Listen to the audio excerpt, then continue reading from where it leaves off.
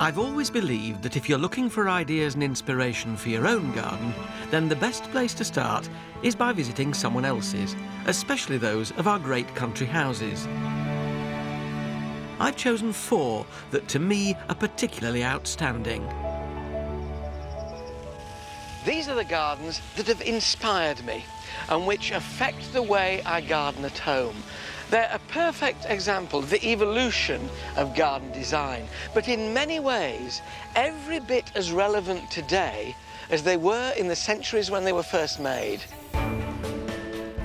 Whether it's the formal elegance of the 17th century, the eccentric designs of the Victorians, the sweeping naturalism of the 18th century, or the intimate styles of the 20th century, I'm going to reveal these gardens' innermost secrets and how they've inspired gardeners across the country. Every morning I step into this garden and I feel like I've gone on holiday. And I'll be getting my own hands dirty, showing you simple ways to benefit from the lessons of the masters, whether it's a borrowed view from the 18th century or a 20th century colour scheme. Look at all those colours which combine to make it wonderfully three-dimensional. You can create a little piece of history in your own backyard.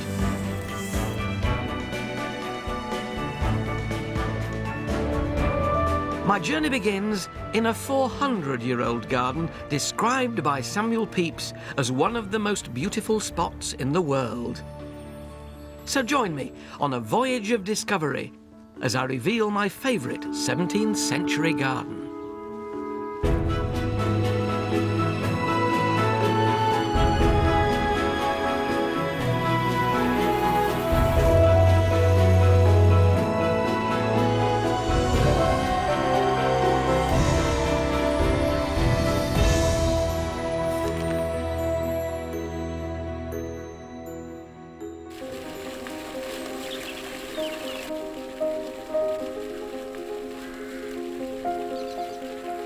In 1625, Francis Bacon wrote, "God Almighty first planted a garden, and indeed it is the purest of human pleasures."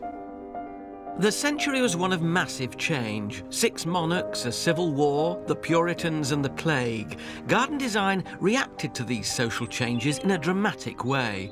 The garden became a refuge of order and calm, an opportunity to control nature in a chaotic world.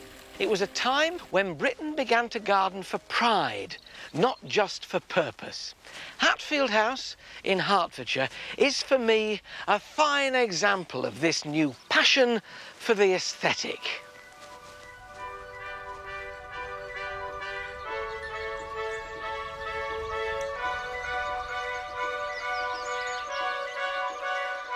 From 1497 until the early 1600s, Hatfield had been a royal garden.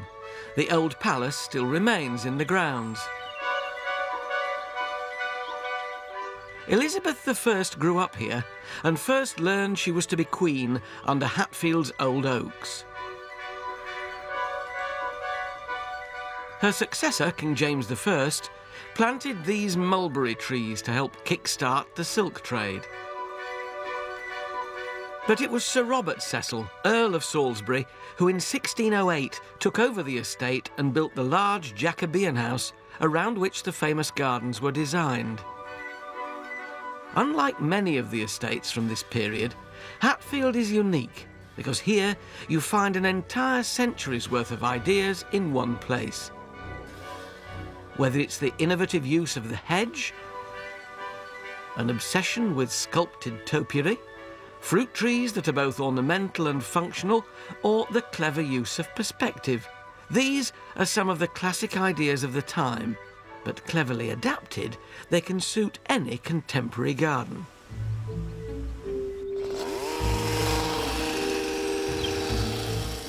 Now, there's one thing you can't escape at Hatfield, something that goes on and on for 26 miles. Much underrated today, it was a revolutionary design feature then, the hedge.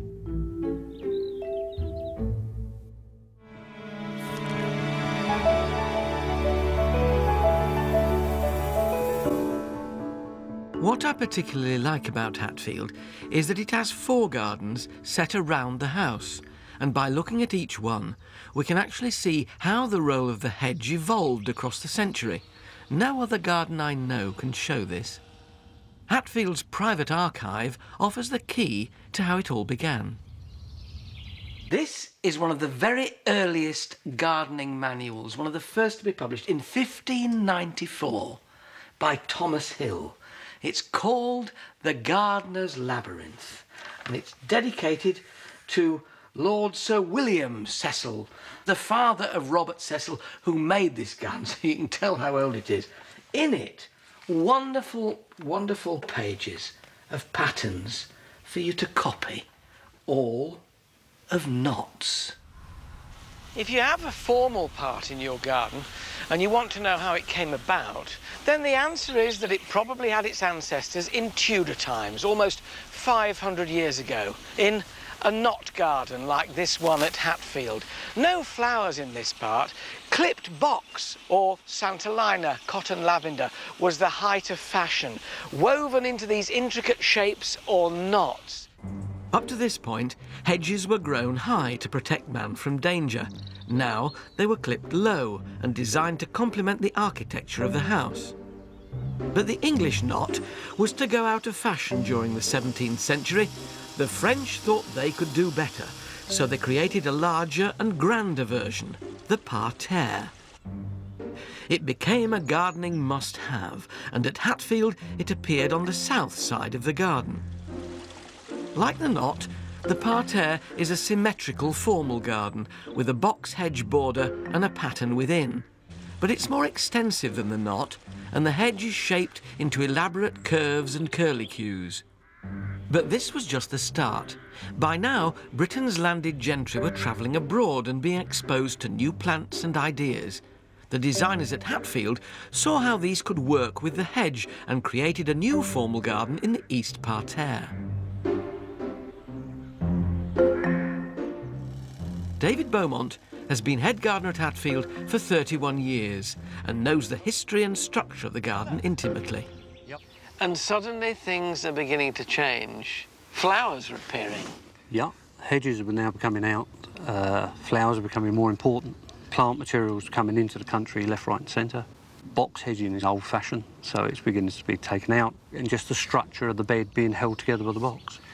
So anybody can have box, of course. You've been doing it for years now, but I bet you haven't got this flower. It's all about that, isn't it? That's what it's all about. Again, impression. Wanting to have something that nobody else has got. Now it starts to get a whole heap more colourful.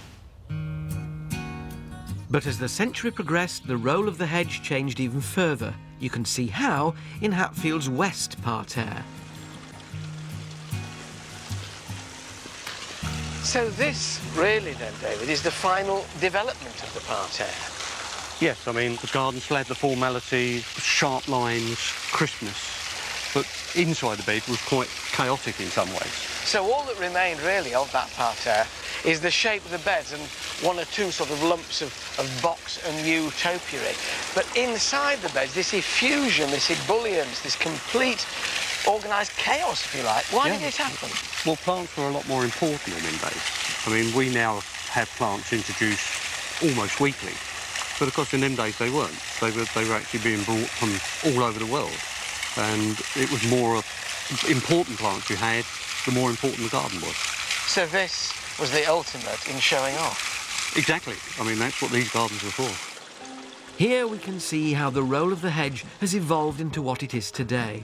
What began as a focus gradually retreated to become a boundary, a framework for our gardens. We owe its evolution to the 17th century. Today, modern garden designers are still influenced by 17th century formal design, but they use it in a more contemporary way. In his own garden in Hertfordshire, designer Tom Stuart Smith is quite literally thinking out of the symmetrical box. The 17th century structural elements he uses work with nature rather than trying to control it. I'm always a bit wary of kind of overdoing the formality in the garden, and in my own garden I've got these little beds here which are about as formal as I get. There's a box hedge around them on 3 sides, but the planting is allowed to tumble over. And then on the side that you see most, it's left open, so there's a kind of asymmetric muddle to it, which I think quite appeals to me. He's employed this philosophy on a broader canvas at Broughton Grange in Oxfordshire. At first sight, a classically formal parterre mimics the architecture of this beautiful 17th century house.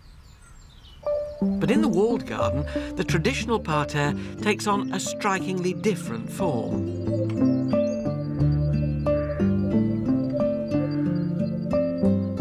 I was interested in the idea of superimposing something very, very free and organic over this rigidly classical pattern.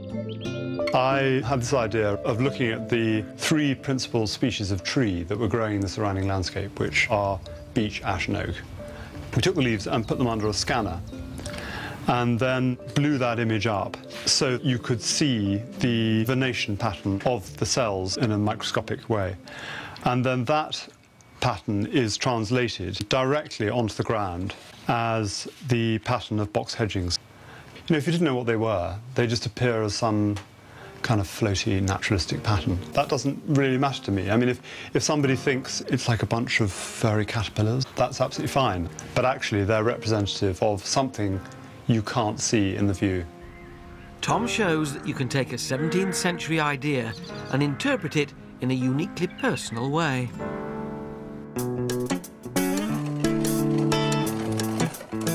So how do we go about introducing these ideas into our own garden? Well, I've a simple idea that anyone can try at home.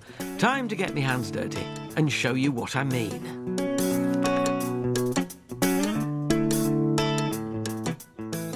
I've cut out a rectangle here in the middle of this lawn and lined the inside with weed-proof membrane.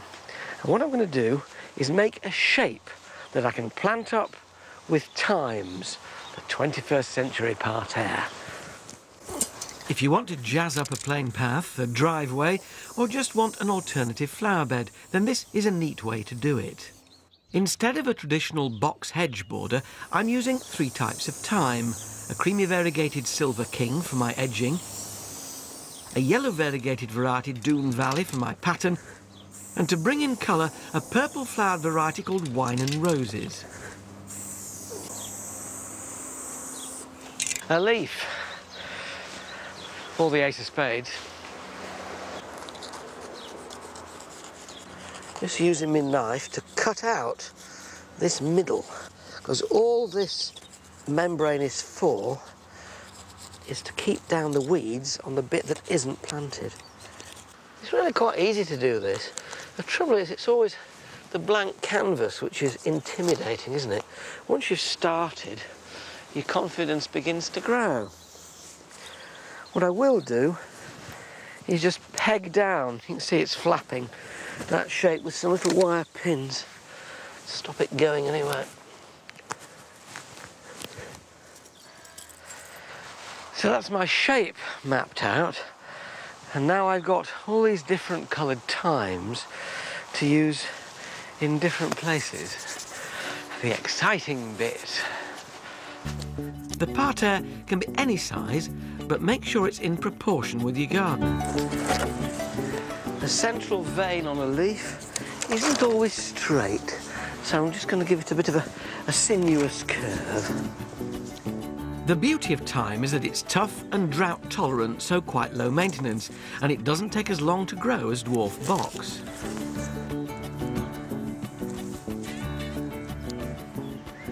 That's the easy bit done. Just have to plant them now. I may be gone some time.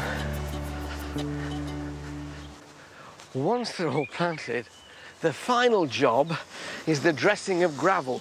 Now, the weed-proof membrane stays down. It'll help keep moisture in around the outside and weeds down, but you don't want to see it, so on goes the gravel. I'm using a relatively fine, light-coloured gravel to give a crisp outline to the pattern. Contrasting with the plants, it helps to highlight the design, but you could use crushed slate or even brightly coloured recycled glass, each to his own. Another 17th century trick is to locate your design in a part of the garden where it can be admired from above. Important thing now is to water it, so this really settles in to make sure it doesn't go short of water over the next few weeks. The thyme around the outside, the Silver King, which grows fairly tall, you can clip that back by about half to form a low curb, and then it'll thicken up and it almost will be like a dwarf box parterre hedge. And the great thing about thyme, of course, when it's established, is that you can walk all over it and it releases the wonderful aroma on a summer's day. What I really love about the 17th century parterre is that it can turn any boring scrap of land into an elegant formal feature. The parterre was one way of extending the architecture of the house into the garden, but at Hatfield we see another equally elaborate way in which this was done.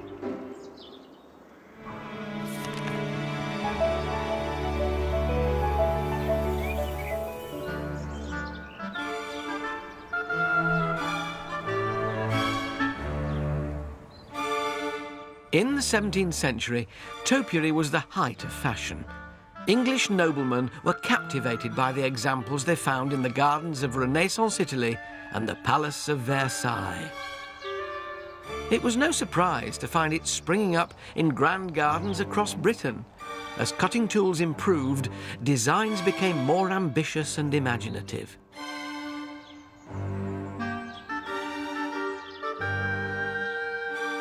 At Hatfield today, they have a mix. Original features like the donut, or conventional shapes like the spiral or the cylinder. They either give structure to the garden or work as standalone features. It's a clever way of getting year-round shape and structure into your garden. And it doesn't have to be on a grand and lavish scale. I totted up. In my small garden, I've got 72 different clipped yew and box bushes, many of them in pots. Topiary was originally a replacement for masonry, and it really is living architecture. The east parterre is planted with 16 large square box-edged beds, each with a central topiary feature unique to Hatfield. David Beaumont, head gardener, explains. Now, what's the story behind these box hedges? Slightly different in this garden, in as much as we have these central finials, and they represent some central finials that are on one of the ceilings in the house, obviously up the other way. And so we've got quite large topiary in the centre. When do you start clipping your box? We normally start on Derby Day. The old tradition? The old tradition. Come back from the races and start. Why did they come down on that day? I think that the green has gone off of the box. It's lost that lovely, lush green colour. It's a bit tougher. It's a bit tougher. It's a little bit more easier to cut. And also, if you cut it about that time of the year, it will hold its shape most of the summer. Now, we used to have this feeling that if you cut in wet weather, it's better, you get a crisp edge, you don't get the burning quite so much. But then they said, well, if you cut in wet weather, there's more chance of box blight spreading now. So you're not averse now, David, to cutting in bright sunshine? No, we'll cut in quite bright sunshine. You do get a little bit of burning in about a week, 10 days' time, but it soon drops off and disappears. So we'd rather have that than the box blight. So all you need is a good pair of trimmers and a good eye. Yes, you do need a good eye. And I'll let you get on. Thank you. There's something about these quirky shapes that suits the British taste for eccentricity. So it's hardly surprising that the 17th century topiary revolution is still with us.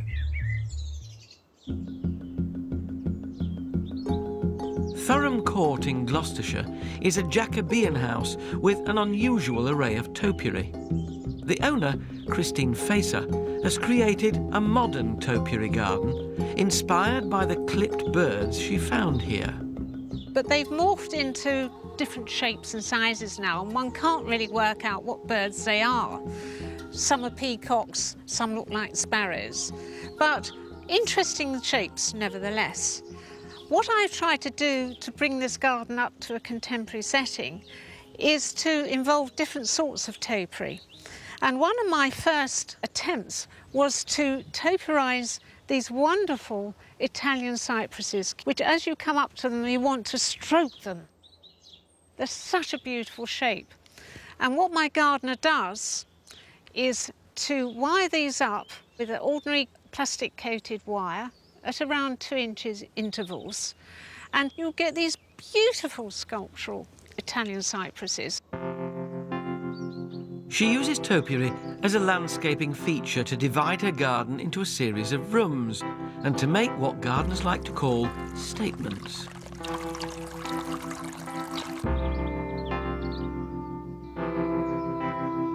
The wavy hedge here takes its inspiration from the countryside behind me. You see these wonderful rolling Cotswold hills.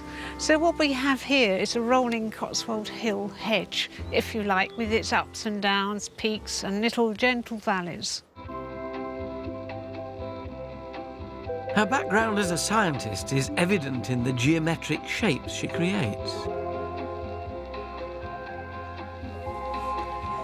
Now I'm sitting in the garden of cosmic evolution, and the garden is all about aspects of the cosmos. The sun gets its energy from the conversion of hydrogen nuclei. And as a result of that conversion, you get zigzag radiation coming out from the sun. And so I've designed this zigzag hedge to try to explain that idea. One of Christine's favourite pieces is her cloud-pruned ligustrum, an evergreen privet. Now, cloud pruning is a very ancient Japanese way of topiarising. It goes back several centuries. And what they did is to take off the side shoots off of the main stem, leaving perhaps one here, and then developing that so it grows up into this little cloud or round balled form. And it's called cloud pruning because in Japan, when it snows and the snow settles on here, they look like little clouds. It's a design she wanted to develop further, so she called on topiary designer James Crebin Bailey to construct an entire cloud-pruned border. This is no ordinary hedge. It's made up of individual topiary trees planted together to make a homogeneous whole. This is Buxus sempervirens, and this is what most topiary is made out of. It's reasonably fast-growing. You still only need to cut it once a year when it's fully formed. It's the best box for forming topiary shapes. Every garden should have a little bit of fun with their topiary, you know, it's just something a bit quirky. What James has created here is these wonderful central organic shapes, and I think this snaking, curving hedge, when it's completed, will be just perfect.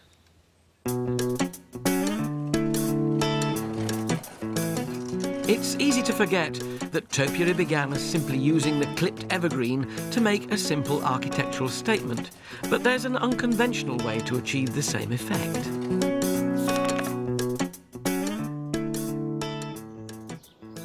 If you love the idea and the formal shapes of green, but don't want all that labour of clipping, there's a rather neat way of getting around it. You can get this wire reinforcement, it's really quite sturdy, from a builder's merchant. Cut it here into squares.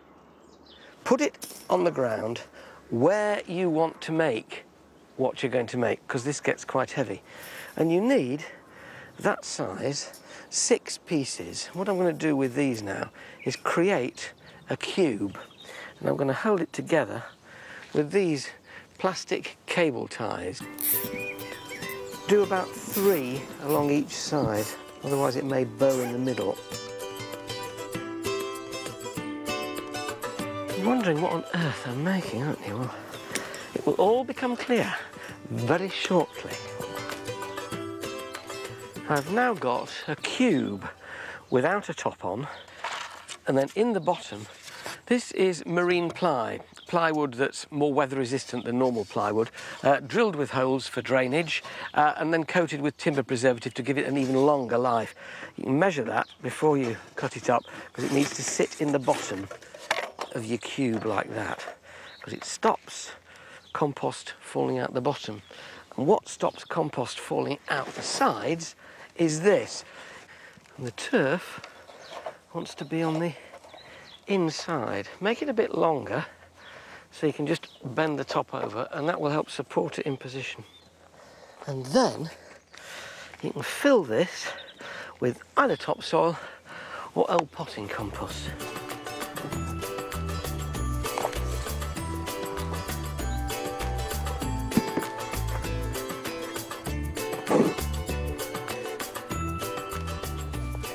Then you can just turn in what's left of the flaps. There's no need to cut them off. And then you can put your lid on. Now then, for the covering, you've been patient long enough. Time you saw what it's going to turn into. Sally, can you just give me a lift with this? Grab that side and onto the top there. Lovely, thank you very much. There you go. This has been cut into a cross shape, and this is matting onto which has been grown sedum, that green roofing that you can get. Just needs its bottom trimming off and tidying up and pinning in. All you need are these, just lumps of wire turned basically into hair grips. The top is obviously going to stay in place thanks to gravity, but down the sides here, where it can fall away and where the two sides may split open, use them like hair grips, just bending it round and pushing it through. You can go all the way over it doing that so it's really secure, and then lightly clip over it with a pair of shears to remove all these dead seed heads and smarten it up. The great thing about sedum like this is it is pretty drought resistant because it's a succulent. So if you do forget to water for one day, it isn't going to die, but do try and keep it as moist as you possibly can. There are alternatives to sedum, of course. Sempervivums, house leeks, and you can propagate your own from those little offsets, though it will take quite a lot to cover this. The great thing is it's very wildlife friendly. Lots of insects can live in and around this. What you're left with is a neat and tidy way to encourage wildlife and a low-maintenance living sculpture, perfect as a patio feature.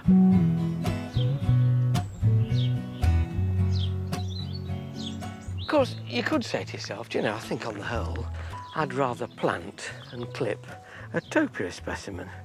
Well, the choice is yours, but I rather enjoy doing that.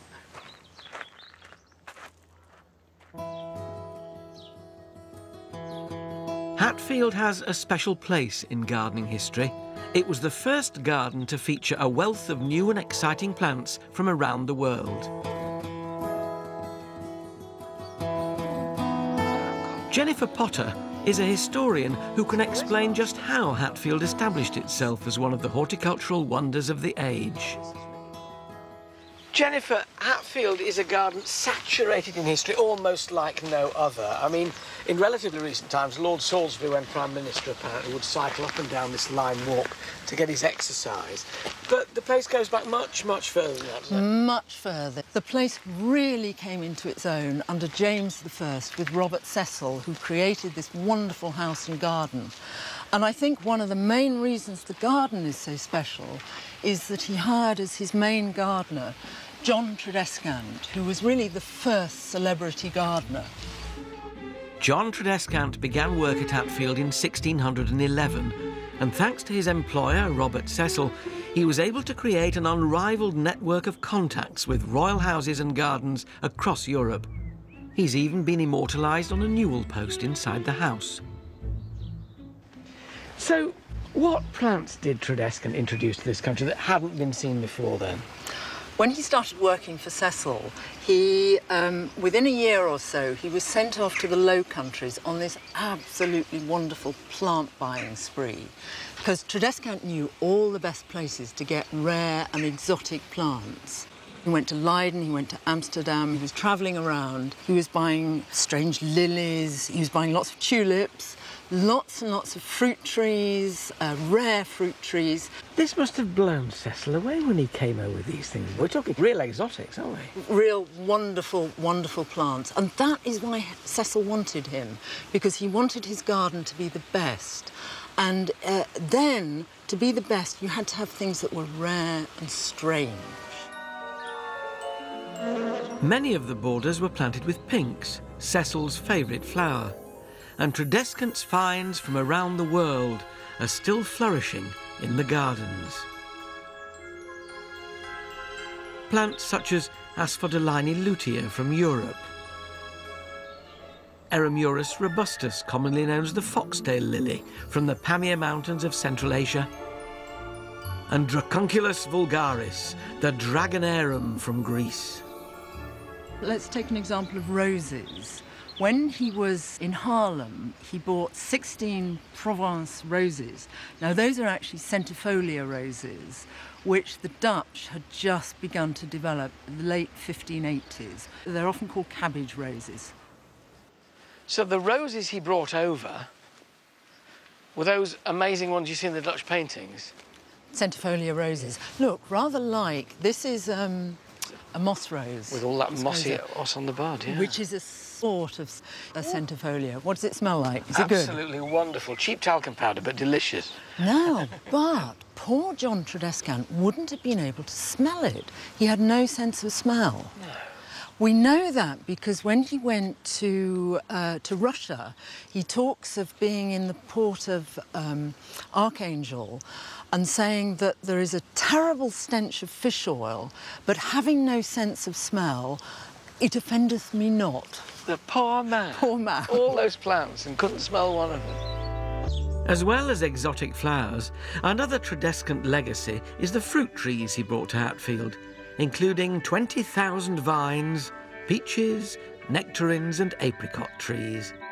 Fruits we take for granted today were a sophisticated novelty then. If you were fashion and status conscious, what you really needed was one of these, available nowadays in every garden centre. But then, potted citrus was a prize to treasure. But this golden period of discovery was to be short-lived. In the 1640s, harmony in Britain was shattered with the onset of civil war. The victorious Puritans viewed lavish gardens as a symbol of frivolous indulgence. Many of the greatest were entirely destroyed. Estates like Hatfield were encouraged to cultivate practical kitchen gardens and be proud of them. Here, the kitchen garden isn't tucked away, it sits side by side with the elaborate parterres. With exotic fruit trees being frowned upon, difficult to obtain and difficult to grow, it made sense to look closer to home for our fruity pleasures. The age was dawning of the apple and pear.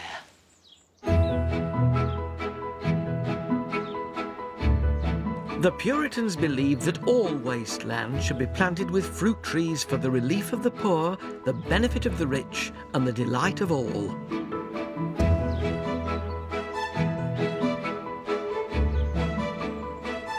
They increased the size of orchards and analysed how fruit trees actually grew, discovering the phenomenon known today as the June drop. David, they were hugely keen on fruit trees in the 17th century. It seemed almost a reflection of their own virility, really. They wanted fecundity everywhere, crops, crops, crops. Yeah, I mean, they really were passionate about growing fruit. They were accustomed to things like you've got here, classic June drop. The fruit's been fertilised, some of it started to grow, but in June there's that moment where nature does its own thinning. That's right. The fruit either wasn't fertilised properly and it fell off, or it was just too many on the tree, so the tree shed some. Most apple trees drop up to half their fruits quite naturally in June and July, but it was the 17th century gardeners who came up with a technique to help the trees out. Bunches of apples where there may be 3 or sometimes even 4, they won't produce a good-sized apple. So you just go around and just thin the odd one out to give it a better chance, really.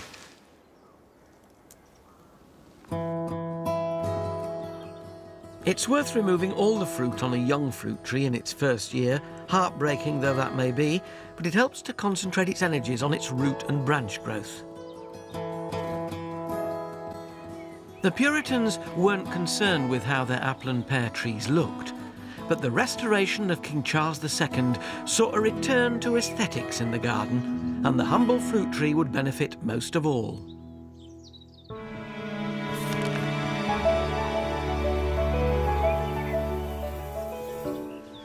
Up to this point, we trained our fruit trees in tight, mop-headed shapes.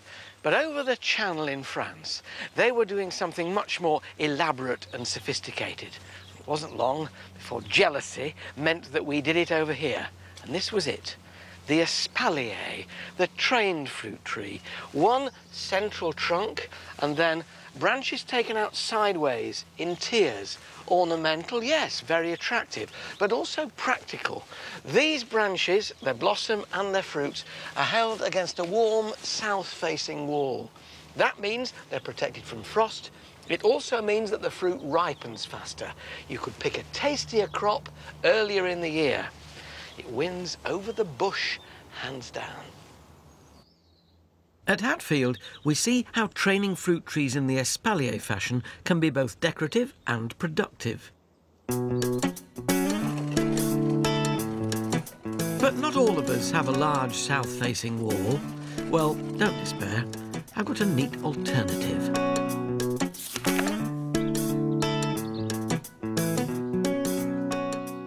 There is a way of fitting fruit trees into the smallest garden, and that involves using what are known as single-tier espaliers, or commonly known as step-over trees.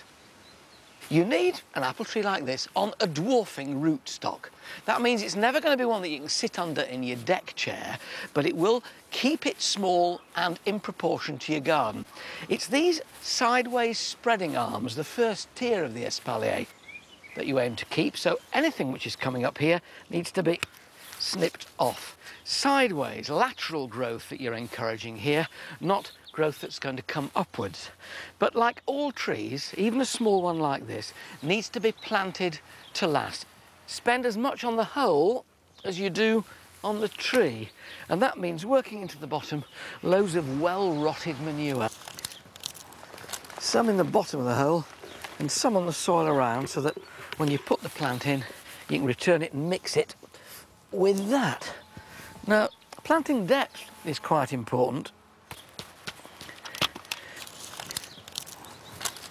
Now, these roots here, if they're really tightly bound in to that root ball, just tease them out a bit. And then you can fill back with more manure and more soil, just firming it in with your fist or your welly as you go. Now, it's had canes to support it in the nursery while it's being trained, but I've put in a post and wire framework which you can tighten to give you a nice taut support. So the thing to do now is to take off these canes and gradually tie these horizontal stems back into that new wire. And once those little tiny plastic ties have come off and this cane has come out, you'll see that it's quite capable, really, of supporting itself, but not for long. And these now need to be tied in to make sure that they take to this framework rather than the previous one. I'm using plastic-coated wire here, which is fine for winding round that and then the stem. You can do this right the way along the stem.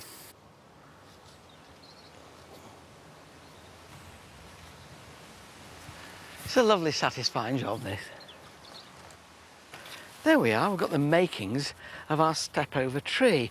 The one thing that people worry about with fruit trees, of course, though, is pruning. The thing with these is it couldn't be simpler. Most of your pruning takes place in summer. That's why it's called summer pruning. And summer pruning tends to restrict growth, whereas pruning things hard back in winter encourages vast spring growth. So by pruning in summer and simply shortening these side shoots or laterals back to about finger length, you will build up the fruiting spurs, these short, stocky shoots that carry blossom and then apples. It looks incredibly simple. That's because it is. You will find in the middle, often enough, a shoot which is deciding, no, I'm sorry, I want to be a proper apple tree. I want to grow very, very tall. Don't leave it on. Cut it back to finger length.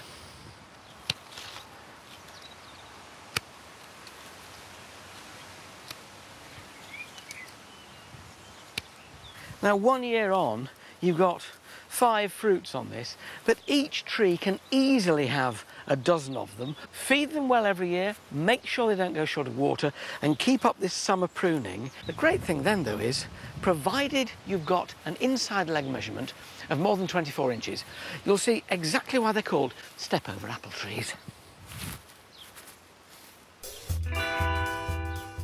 Contorting trees is a tradition that's been used through the centuries, but it doesn't have to be purely functional.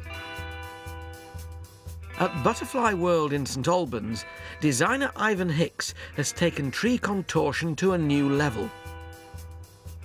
He's creating extraordinary living rooms for the wildlife where the trees and plants have become part of the furniture. Well, in the 17th century, they were manipulating trees, but largely it's for fruit production in a limited space. But in my gardens, I like to use plants for their own sake. Nature's very forgiving. Trees are so plastic, so malleable. It's just like Play-Doh. It will allow you to do things, to bend things, and they respond. And if it doesn't like it, it will just shoot off in the other way, actually, quite often. Ivan believes there's more value to be had out of the tree in the garden than we realise. The most interesting tree in a garden, generally, is a tree that's fallen over and grown at an angle or grown with another one. So you literally can plant 2 trees of quite different characters and sites in the same hole, just watch them do it. Or plant them at an angle or bend them over to make an arch. You know, nature will find its own way. You just do a little bit of direction and placing. Here, he's trained an oak through a bookshelf and around a chair.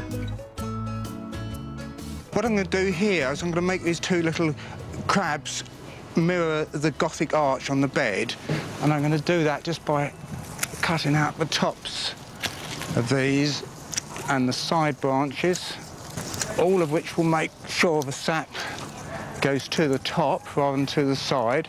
And also in doing so, by spur pruning, I shall encourage fruits all the way round, which will really highlight it in the autumn. And then for the final trick, to literally point them in the right direction. There we are, there's the Gothic arch shaping up. Here, I'm training this little crabapple around a mirror.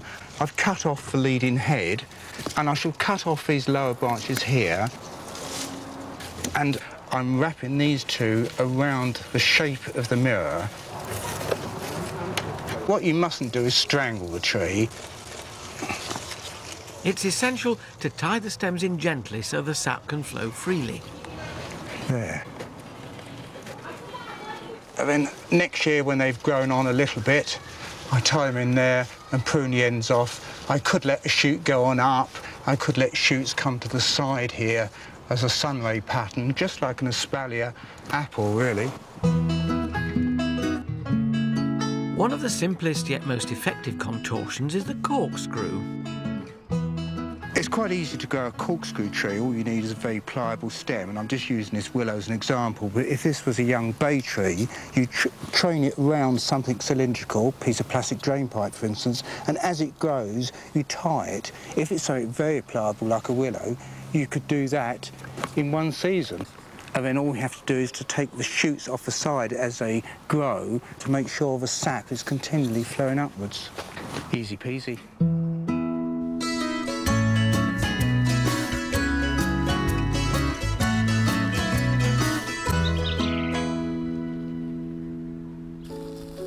Hatfield is an important monument to 17th century garden design, but we're fortunate that it exists at all. After Robert Cecil's death in 1612, his son William continued to maintain the gardens. But the next 5 earls showed no interest in the garden at all, and it fell into disrepair.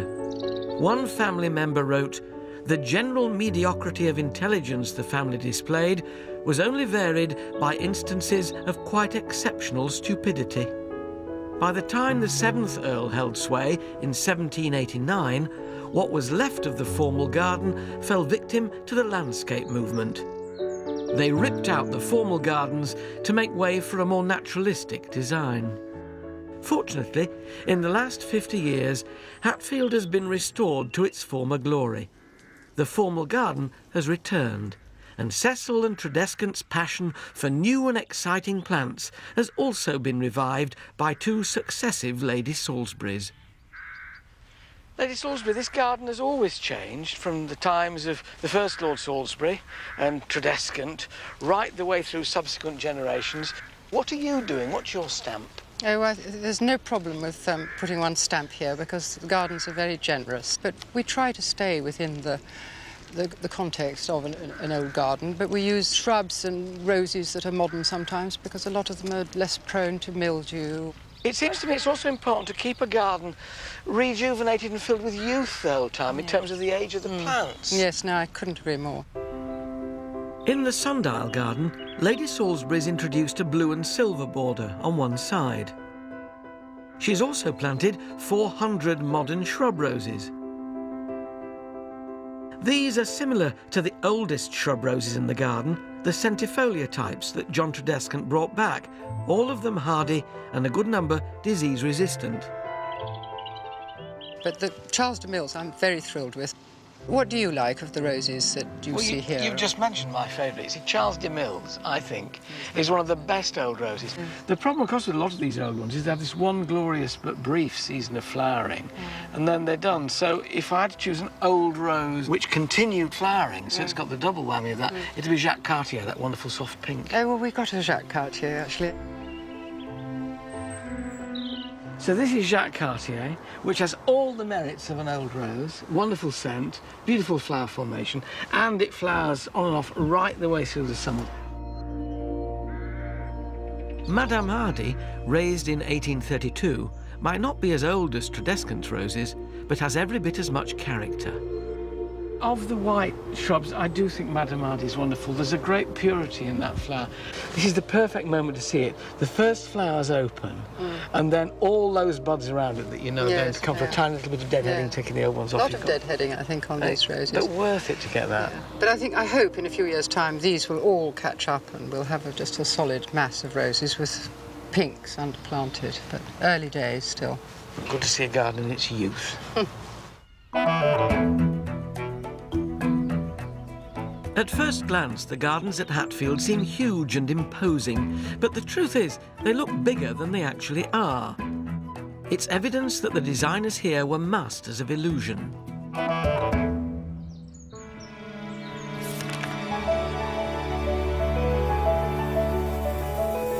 However grand your house and garden, there were ways of cheating with perspective to make it appear even grander still. The entrance to Hatfield, that drive, starts through a narrow alleyway of lime trees, and then, as you can see, it expands hugely sideways to make the house and grounds even more important. Oh, what a tangled web we weave when first we practice to deceive. We've been doing it in gardening for years. But the use of perspective wasn't just about emphasising the size of your plot and the scale of your house. Designers loved to make the same idea work in different parts of the garden. We see this in the Holly Walk. There's a neat trick which demonstrates how perspective can still be used even on a small scale. Smaller than this at home, but this is the Holly Walk. Grass path, statue at the end, which seems a long way away, but that statue is exactly the same distance from me as is that bench there. The secret? The bench is large, the statue is smaller, the path narrows towards the end, and those buttresses of holly are more frequent. Neat, eh? But the use of perspective didn't originate in England. Yes, you guessed, like the parterre and the espalier, it was first used on the other side of the Channel.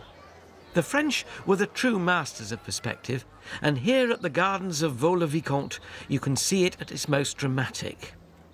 In 1665, the designer André Lenotre created these gardens outside Paris and showed this new trick in a groundbreaking way. The gardens at first glance appear to be perfectly formal and symmetrical.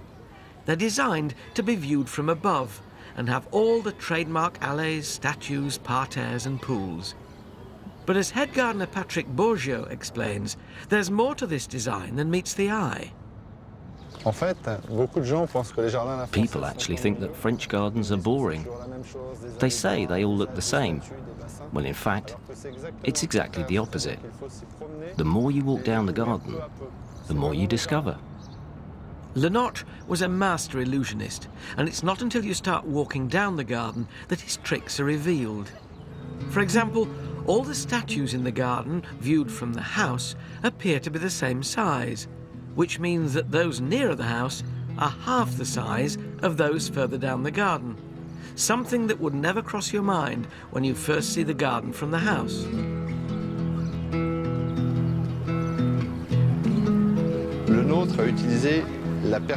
Lenotre liked to play with perspective, exaggerating the elements in the garden the further away they were. The same applies to the pools. From the house, they all appear to be the same size. But as you walk towards them, you realise the pool in the foreground is actually 8 times smaller than the square pool at the end of the garden. As you go further away from the house, you'll suddenly discover a grand canal that was invisible before, all achieved by creating a dip in the landscape.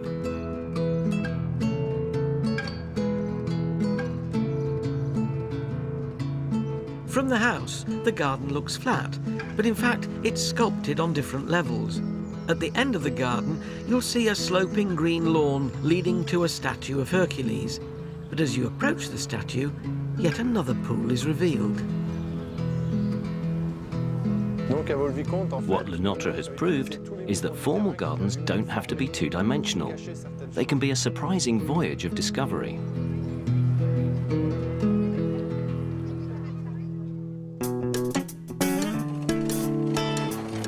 The tricks of using perspective can apply to any size of garden, particularly if you want to make a small garden seem suddenly bigger.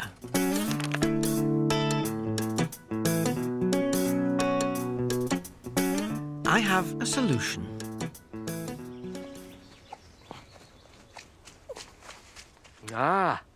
Suddenly the perspective changes. Now this is made out of iron by a local blacksmith. Cost you £200 or £300. You could just as easily make it out of wooden trellis yourself, but this will last for an awful long time, so I thought it was worth it. The trellis uses lines of perspective to suggest a 3-dimensional archway, and the eye is drawn to the central focal point. The effect is enhanced by an acrylic mirror, and hey presto, the eye sees light behind and is fooled into thinking that the garden continues. Can you see what it is yet? The only thing is, there's a hole underneath. I need to make it look as though the path continues right up to this mirror.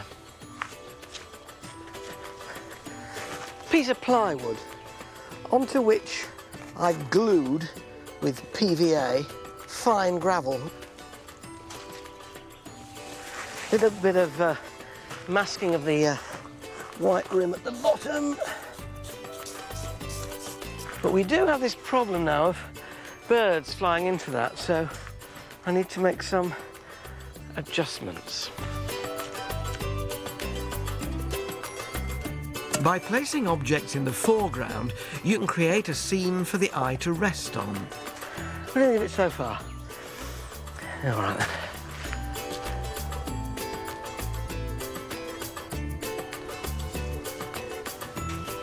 And that is all there is to it. Where there was once a flat, boring hedge, we now have a room with a view. This is a simple way of turning a flat boundary hedge or fence into an entrance to another space, albeit in the imagination.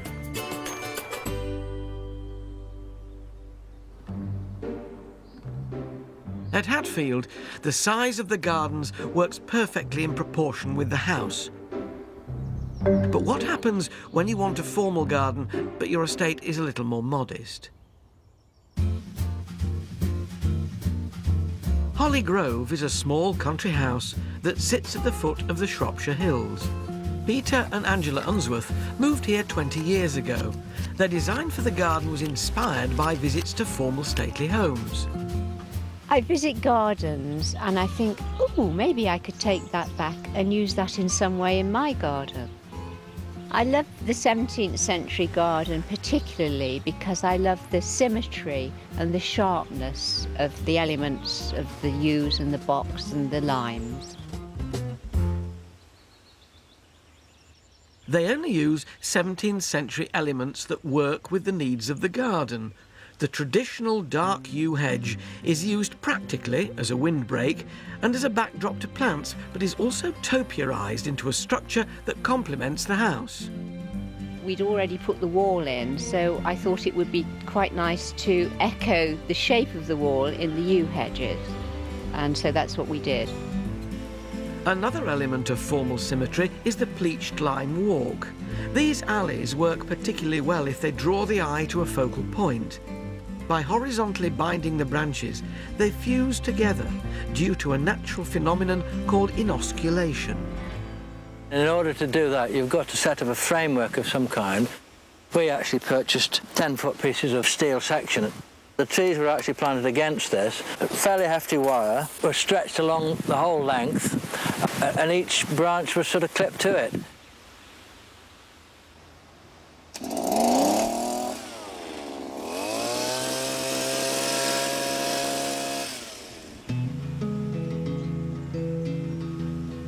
But Angela's biggest passion is the parterre she created at the front of the house. My bedroom window overlooks the parterre, and so when I get up in the morning, I can look through my window and say, "You're looking pretty today." I use two types of box. I weaved the golden box through the green standard box, and it just showed up the pattern much better. Originally, I put gravel in between the box, but I found that the weeds were still coming through on that, so I had the idea to put these slate chippings and put them in about that thick, you see, and that really suppresses the weeds, so no maintenance with weeding, which is a joy. I particularly love the parterre in winter because when everything else is dying back, it always looks pretty, and particularly when there's, say, a hoarfrost or we've had a bit of snow, it's really magical. Peter and Angela's design shows us how ideas from the 17th century transcend the ages. Like its grander counterpart Hatfield, it's designed to work in harmony with the house. The trick of learning from this elegant old garden is to pick and choose what works for you. What I've tried to show is that with a little inspiration, a 400-year-old design can be easily and effectively translated to suit today's smaller patches. Hatfield reflects the sheer joy of gardening that would turn the grandest of noblemen into a green-fingered obsessive. For the first time here, the garden was used as something to show off the design of the home. It's a state of affairs that's been with us ever since.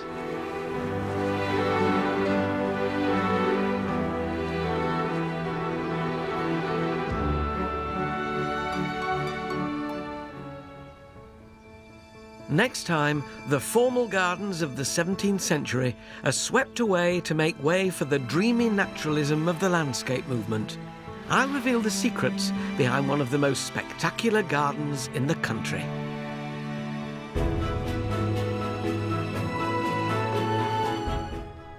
There's a slight change of schedule here on BBC HD next tonight as the Money programme charts BP's $30 billion blowout. That's coming right up in just a few moments. And then at 10, Brian Ferry is among the guests on Later Live with Jules Holland.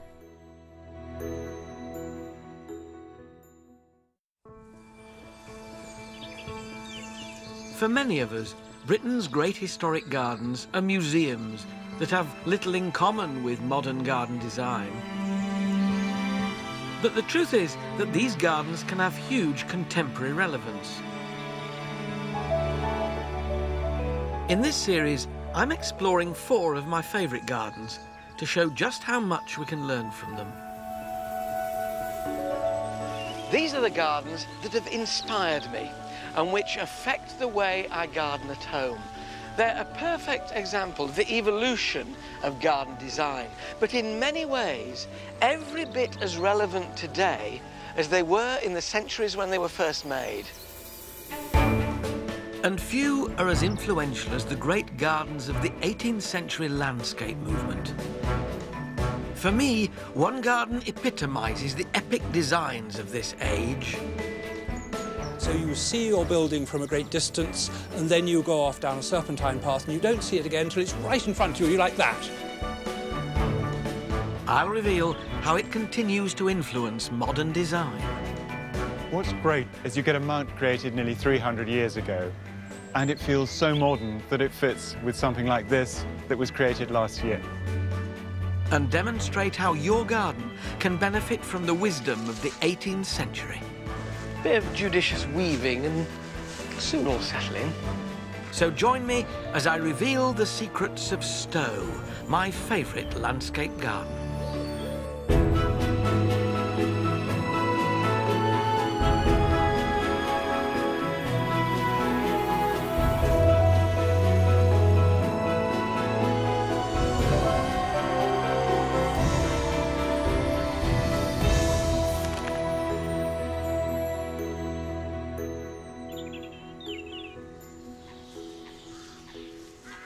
These days, we think of our gardens as a blank canvas that we can redesign at will.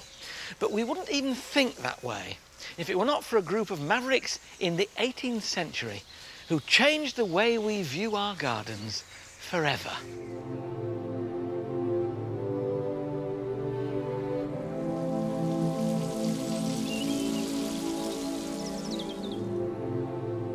To the untrained eye, this landscape at Stowe in Buckinghamshire looks like the work of Mother Nature. But it's not. It's actually revolutionary gardening in practice. Those pioneers quite literally uprooted villages, created lakes and planted swathes of trees to bring their idea of natural beauty right up to the back door. In the early 18th century, Stowe was an extensive estate that belonged to one of the country's wealthiest politicians, Viscount Cobham. Cobham wanted to turn the gardens into a showpiece of wealth and power. So in 1715, he turned to a brilliant exponent of the art, Charles Bridgeman, to redesign the estate. Bridgeman was an early figure in the landscape movement, a new philosophy in gardening. It was inspired by a cultural shift in Britain in the early 1700s. At the time, there was a backlash against the political and artistic ideas that had flooded into the country from mainland Europe in the 17th century.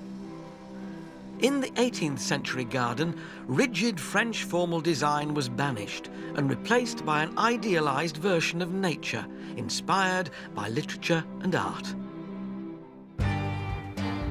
Stowe was one of the first gardens to adopt these new ideas and became a masterclass in landscape design. Here, you can see how the garden was opened out, creating views of the surrounding landscape.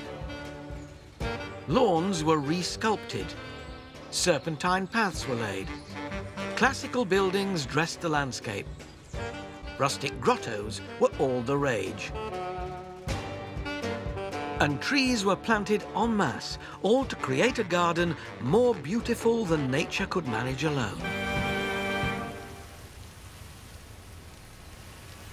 At Stowe, you're surrounded by exhilarating, uninterrupted views.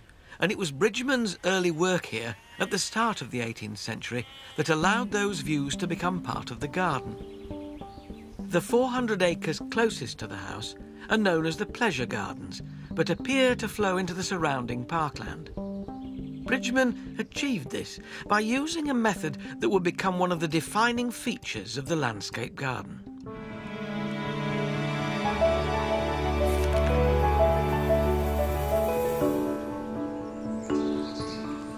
Before Bridgeman, Stowe had been a classic Baroque garden like this one at Hatfield, where the focus of the design was its rigid parterres and straight tree-lined avenues. But Bridgeman wanted to free the garden from these constraints and connect it with the wider landscape. so he began to sweep away the existing elements.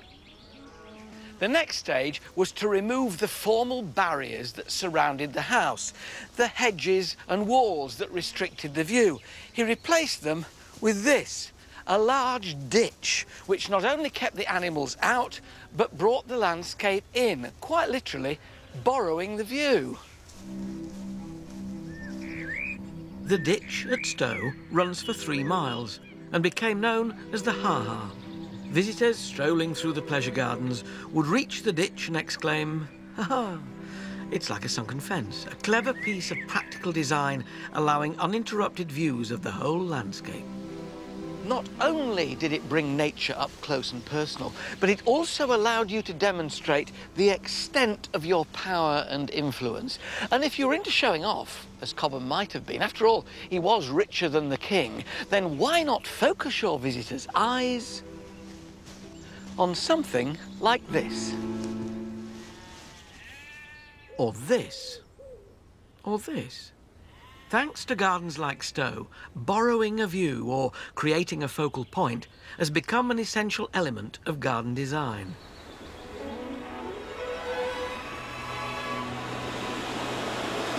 Today's designers regularly use this technique to enhance their gardens. Alan Gray at East Ruston on the North Norfolk coast found a borrowed view could have practical as well as aesthetic benefits.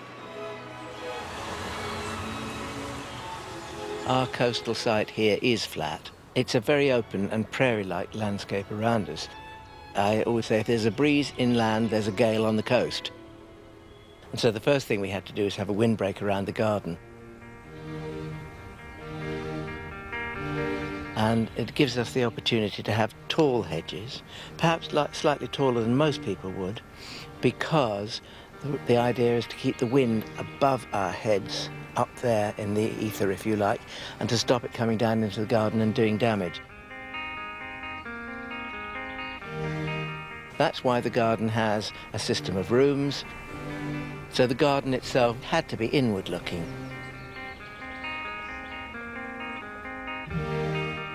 That's why we borrowed views from the landscape, the churches and the lighthouse. Well, we really wanted to keep this view, and what we did is we cut away the lower branches of the Monterey pines and made a dip in the hedge that's the other side of the pines, and suddenly that started to take on the form of a circle, and we thought, hey, this could be fun, and humour's so important in a garden, so we cut the side branches off the trees as they grew and then let them grow over the top of the opening, and hey presto, we had a porthole, a nautical influence for the lighthouse at Haysborough-on-Sea.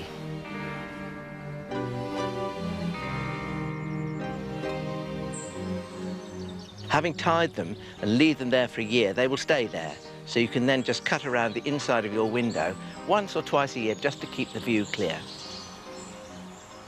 By framing a vista through a window in a hedge or a wall, it actually fools the eye. It changes the perspective so that it appears to be nearer to you than perhaps it really is, and it makes it much more important.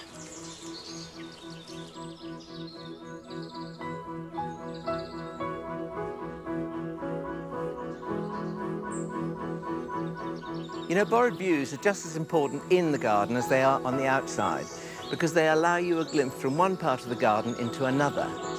A gap in the hedge gives you an element of surprise. You can cut a window in almost any kind of hedge.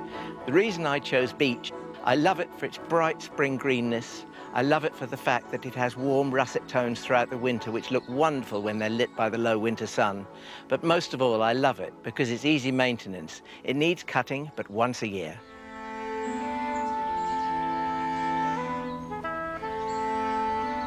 When you've created your window in a hedge or a wall, the eye then needs something to focus on. And that could be anything. It could be a monument, a statue. Here we have an 18th century copy of a statue of a gardener. He cost me the huge sum of £30. He's made of cement, but I've painted him with a solution that makes him look as if he's made of terracotta. 2 years later, when he's grown lichens and algae on him, and he's got a spider's nest under his chin, It could have been there for 300 years. Borrowing the view is about drawing the eye to something you want it to see. But it can also help you draw attention away from something you don't.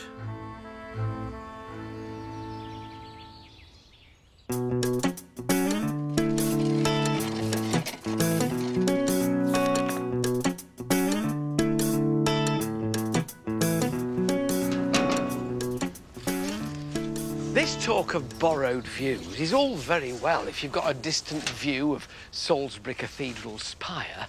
But what if the end of your garden looks like this? Compost bin, for goodness sake, put that lid on straight. Bags of leaf mould, logs, I mean, there's no view you can borrow here, is there? Ah, but you can cheat a bit. A couple of posts is all you need, and a few batons. Rather than waiting for a hedge to grow, a trellis screen gives instant results. This one measures 10 feet across. It's just like putting up a fence panel. When you know the height of your focal point, frame it, using battens front and back for stability.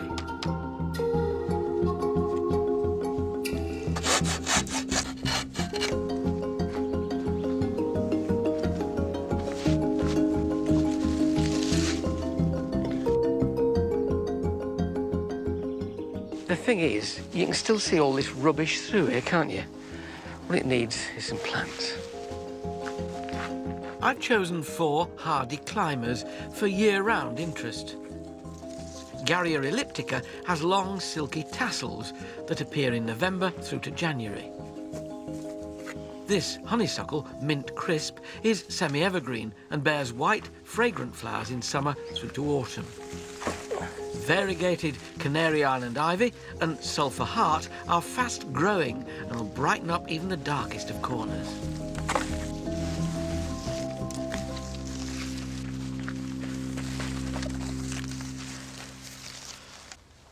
Bit of judicious weaving and it'll soon all settle in.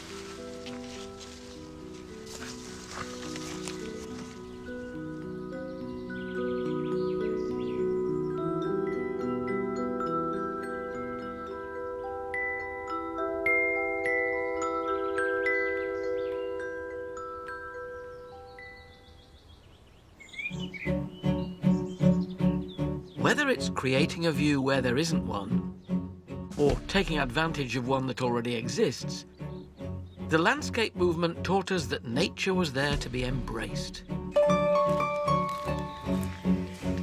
Of course, if you were cynical, you could say, well, if they were into all this naturalness in the 18th century, then presumably they could just have got the back of a parchment envelope and a blunt quill and done a few twirly-whirly designs and called it a landscape.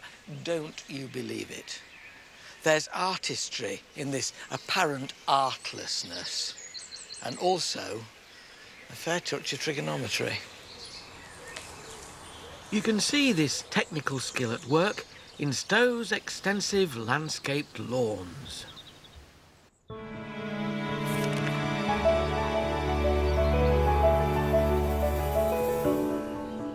In the pleasure gardens are hundreds of acres of undulating grassland. These may look like natural contours within the landscape, but they've actually been carefully mapped out and sculpted. To build them, vast areas of earth were shifted and anything that got in the way was removed. This area was once a small village with a pond and a vicarage.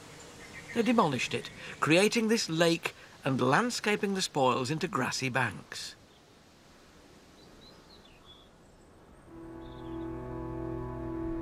These enormous sweeping lawns at Stowe were actually created in the latter part of the 18th century. But we can see the origins of 18th century lawn sculpture in these giant angular features at Boughton House in the heart of Northamptonshire. The gardens here at Boughton crystallise one of the most exciting transition moments in the whole of garden history. Right at the beginning of the 18th century and the Age of Enlightenment, based on politics, on poetry and on science.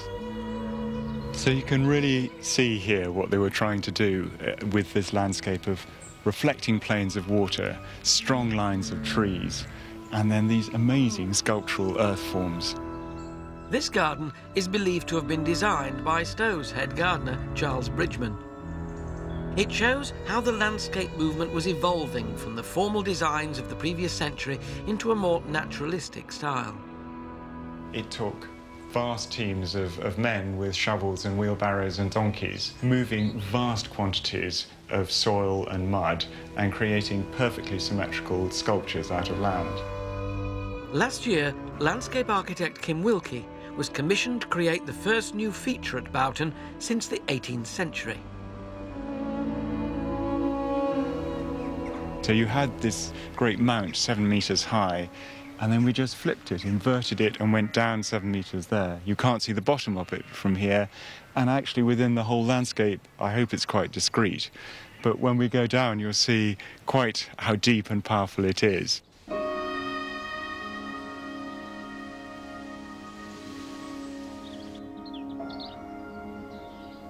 We worked out the mathematics and the proportions and the gradients very carefully on the computer. And then we're able to put that into the laser survey equipment so that the digger was guided very precisely to the millimetre as to how to create all of the gradients and the slopes. Whereas the mount would have been set out by eye, by theodolites and by plumb lines in the 18th century. What's great about that brief couple of decades at the beginning of the 18th century is you get a mount like that that was created nearly 300 years ago, and it feels so modern that it fits with something like this that was created last year.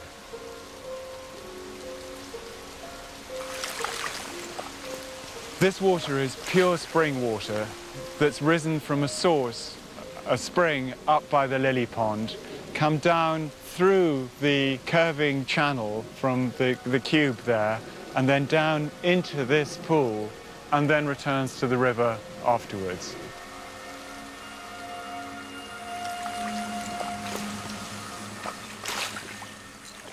There's a real tip for laying turf on such steep slopes, and that is to roll it out like stair carpet, so that you roll it from the top down and then pin it with fine bamboo canes until it's rooted into the soil underneath.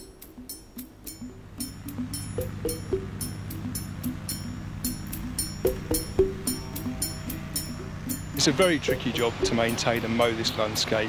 It takes probably up to 2 days in the height of season. I should imagine in the 18th century that they would have used scythes to mow the grass here. I can't imagine they would achieve such a fine finish as what we do here today at Boughton. We use hover mowers and also a state-of-the-art remote-controlled banks mower. So it's just a case of a motivated team and the correct equipment in order to achieve the fine finish that we have here. Every day of the week is spent mowing somewhere on the estate. But once it's complete, I think it just looks spectacular. One of the best things about being in Northern Europe is that to get low light so that the slightest shadow in the evening or in frost makes something look dramatically sculptural. Working with soil and mud and then sculpting it into a fine shape and clothing it with grass is a really sensuous way of sculpting the land. A lawn sculpture of whatever size can be a dramatic addition to any garden, but you don't need a landscape like Stowe or Boughton to create one.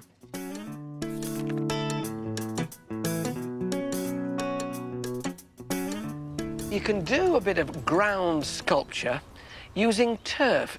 Now, before you say, and how much is that going to cost? If you go to a turf supplier or a garden centre where the turf's gone off, they'll more than likely give it to you. And you can make a seat, just like this. My lawn sculpture is based on a circle, but it's going to spiral upwards to make the seat.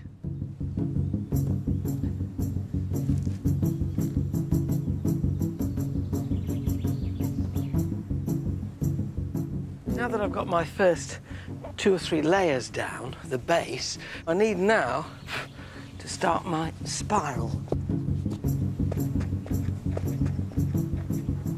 Coming in from the edge.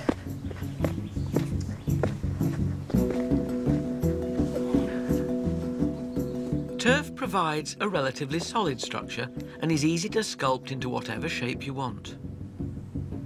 As you build up the layers, make sure you compact them as you go. Well, the sun's going down. I've been here a while, but what I've had to do as I've gone along is really keep it moist with a can and a hose so that it stayed damp, and I've been able to pound it down with my feet, and I've been filling in the gaps that I've got with compost, and again just making sure that all goes in. So I've made a sort of spiral cake, if you like. A lovely little place for grandchildren to walk all the way around up to the top of there, or what will be, for grown-ups, somewhere very nice to sit, which has now got to be covered not with this old turf out of which I built it, but with new stuff. You think I'd get a man in, wouldn't you? Turf costs from around £1.50 a square metre, but you can prepare the surface and sow grass seed instead. Now, you can use ordinary turf if you want, but this is one which is quite slow growing, and that means you don't have to cut it quite so much. What you do need is a bread knife, just to help you make some little pleats.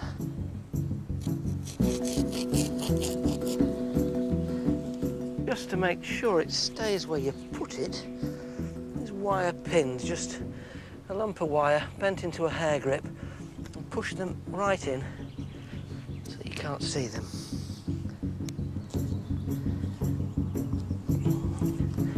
If you start at the top and then work your way down, you don't have to walk on what you've done.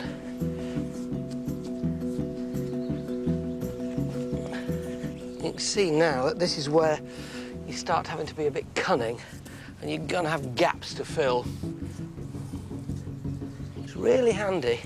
If your turf is nice and wet, it's heavier to lift, but it moulds in there better. And then again, pins there will stop it from curling up.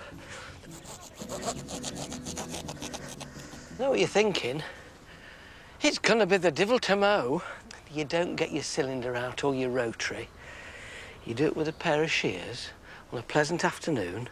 Yes, it takes you a while, but then you don't get a nice mound to sit on without having a little snip every now and again. And provided you make sure there are no air pockets, this will very quickly knit in. You water it well, particularly in dry weather, immediately after you've made it. And very shortly, it will start to turn into a green spiral that you can sit on. And boy, will you need it. Within a month, the grass has become a lush green velvet carpet.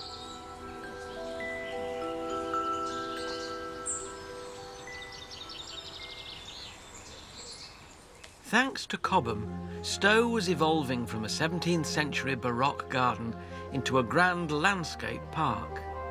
Soon, the garden began to attract influential guests, including nobility and political leaders. It became so popular, it ended up in print. Stowe wasn't just pioneering in terms of landscape, it also produced the first garden guide.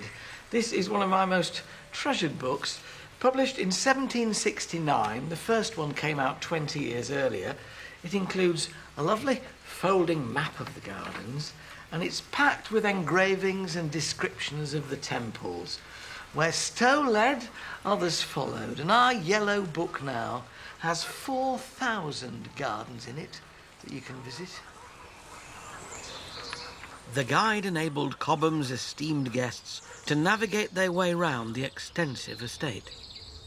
But they were helped by another revolutionary technique that was introduced by Bridgman's successor, William Kent.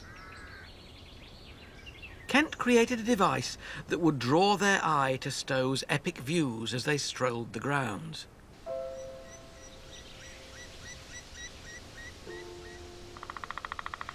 I think one of the most important things that the landscape movement gave us is also one of the simplest: the meandering path.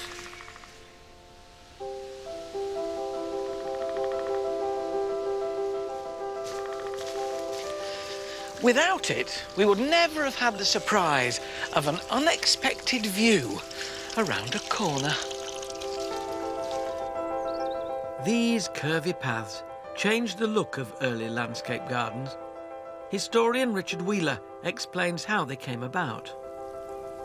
So, Richard, are we saying then that when the landscape movement came in, they rearranged all these straight lines and avenues and vistas into just meandering paths quite randomly? I think the answer to that is perish the thought. No, it was not random at all. It was very, very highly considered. So all the avenues around the edge of the garden all remained with their views out into the landscape, but in addition to those, they then had their serpentines going alongside them. So that's what all these wiggly lines are over the formal ones. They overlaid their informality on the existing formality just to diffuse it, really. I think that happened a huge amount at Stowe. So you see your building from a great distance, and then you go off down a serpentine path, and you don't see it again until it's right in front of you like that. They actually made walking in the landscape then much more interesting. Absolutely, entirely, entirely. There isn't anything more boring than walking along a straight road. William Kent had trained as an artist in Italy, and his garden designs would be heavily influenced by the classical buildings and the landscape he saw there. At Stowe, he built 10 architectural follies and placed them along the path at opportune points. These are the Elysian Fields designed by William Kent, where heroes chosen for immortality by the gods would reside. And this is the Temple of Ancient Virtue. That'd fit in quite well here. These were lofty intellectual statements. Today, we call it intellectual snobbery, where your knowledge of the classics and your ability to discuss the important theories of the day put you and your garden into a different league. Designers like Kent began to dress the landscape with heavy symbolism. Classical temples, ruins, and statues. Kent used the meandering path to take you on a journey of discovery to each one of them. Alongside the path, he planted shrubberies and trees to enhance the experience, coaxing you through dappled shade, where the sunlight glints on the glossy leaves of laurel, carefully clipped to eye level so that it offers you tantalising glimpses of journey's end. But Kent's buildings weren't just placed for aesthetic reasons. With politicians, aristocracy and artists in the grounds, they were a refuge for discussing wars and rebellions, as well as a place for social gatherings. Did they have fun here as well as just being political? Absolutely. I mean, here at the Temple of Friendship, this was where Cobham's political cronies met, and we know that there was a wine cellar and probably a kitchen too. So they were in here drinking and eating and probably wenching too. Oh, so they weren't averse to a bit of hanky-panky? Absolutely not, no. Not even the vicar of Stowe, who famously chased a maiden to a secluded garden building where the maid was made no more. In relative terms, these buildings must have cost an absolute fortune. Yes, but they had enormous amounts of money. And they thought it was worth spending it on this show of wealth and power. Was it something that the lower classes thought was a complete waste of time? What was their attitude to all this extravagance? It's hard to know, but every now and again they were invited into the gardens, particularly here at Stowe, and there were huge parties where there were thousands of people in the gardens, and they were treated to free food, and they got to see the fireworks and listen to the music and have a jolly good time and go home after midnight. But there was also a degree of making sure all the locals voted for you, those that were eligible to vote as well, so there was a bit of power as well. At Stowe, as the century progressed, the concept of an idealised landscape evolved beyond the designs of Bridgeman and Kent. The designers wanted parts of the garden to look even more rustic. The existing buildings here looked out of place, so they invented a way to blend them into their surroundings.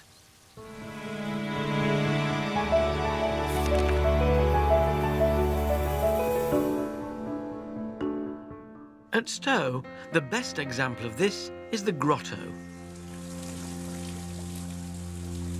It was originally built in 1730 as an elaborate Italianate banqueting house. But 50 years later, as its surroundings were being deliberately overgrown, it was partially buried and covered with rough stone. It had been instantly aged into a dark and cosy nook.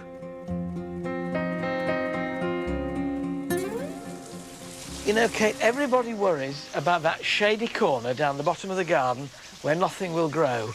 The answer is a grotto. Yep, every garden should have one.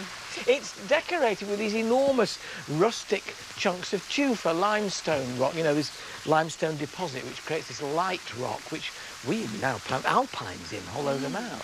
But here the whole thing's covered in it. It's to make it look much more cave-like. The building started off a bit more classical, and you can just see little bits of that kind of grinning through. But this is, the idea is it's dark and it's cave-like, and all the planting here would have been very dark and shady, so it's quite a private place as well as a public place when they had the big parties. So they changed the look of it over the years, and it started with these little tiny pebbles, as we can see on the floor, and then it suddenly got much more chunky, much more rugged and wild. Yeah, exactly. So what was it for? Well, they used it a lot for parties. They had lights in all the trees and lights on the lake and musicians stationed on boats on the lake. And then the best place for the best guests was in here, where they'd all be eating syllabub. Oh, very nice. Would you care to join me for a syllabub? I would, absolutely. Come and get blotto in the grotto. Ageing buildings like the grotto was an elaborate form of set dressing, using design to give the appearance of nature reclaiming the landscape. And there are simple ways you can apply this to a corner of your own garden.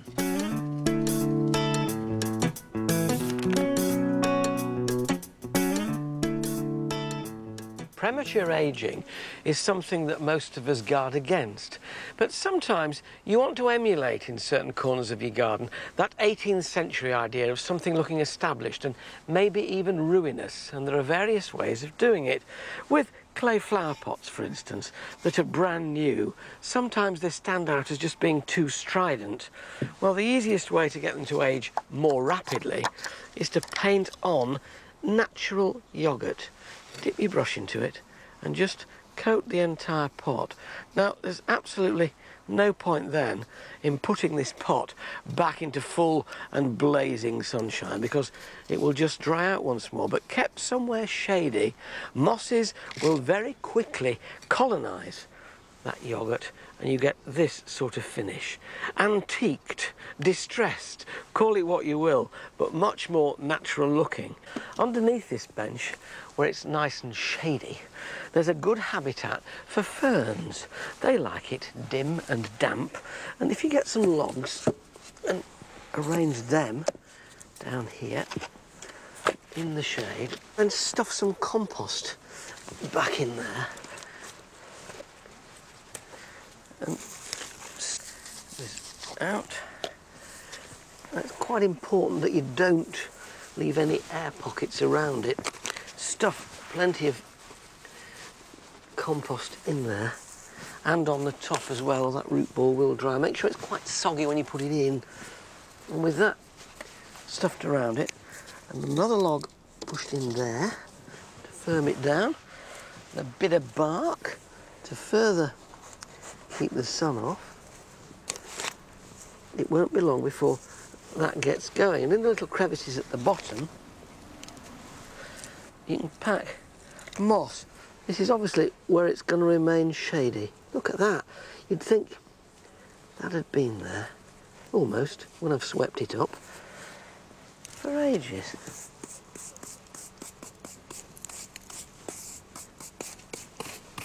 In the sunny crevices in the paving, you need something which can cope with baking heat rather than damp shade. And here you can use things like house leeks and times. What you need to do is to scrape out the mortar or the earth between the paving slabs and replace it with a bit of potting compost that gives them not very much but something to root into. Just gently feed it down there with your fingers. And then you can set about breaking up these pots. Don't worry that you're going to destroy them. They're quite resilient little things. These rosettes will come off with a bit of root at the bottom, with just a bit more compost in there. You can push them into it, and then with your fingers, quite fiddly, firm it around it. You actually are supposed to be absolutely honest. Set dressing, you know, you're creating a bit of garden theatre. And with a bit more set dressing, a corner like this will suddenly look as though it's been there forever.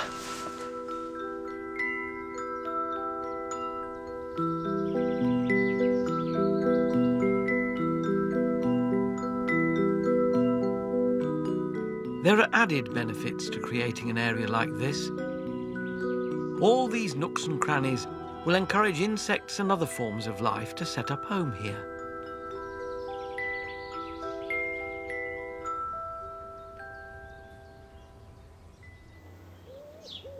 At Stowe, as you feast your eyes on these verdant, epic views, you can't help feeling there's something missing. Here at Stowe, you won't see thousands of flowers vying for your attention. But sometimes as a gardener, it's nice not to be bombarded by colour, but to seek solace in gentle greens. But, contrary to popular opinion, the 18th century landscape garden did have flowers. Quite bright ones. Because of the scale of landscape gardens, flower borders were assigned to areas that were used for entertaining in the summer months. Historically, their role in the grand landscape garden has been overlooked.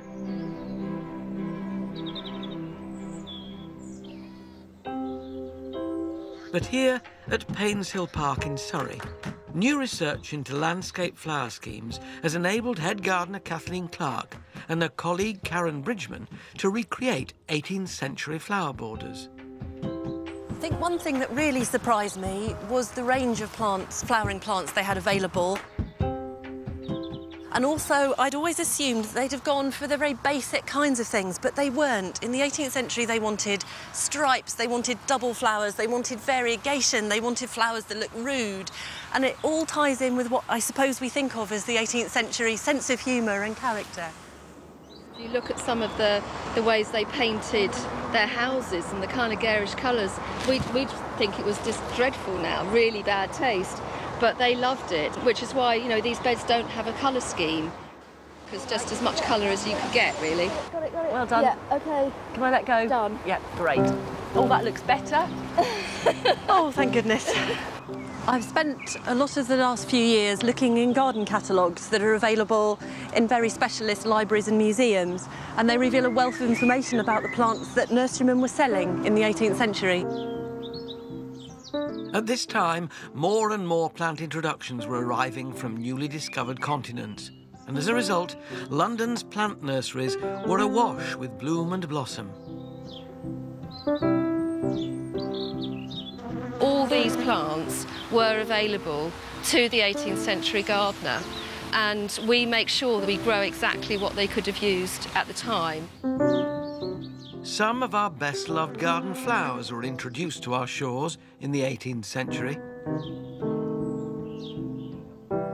This white, obedient plant, Physostegia virginiana, came over from North America in 1714, along with the spider flower, Cleome, in 1731.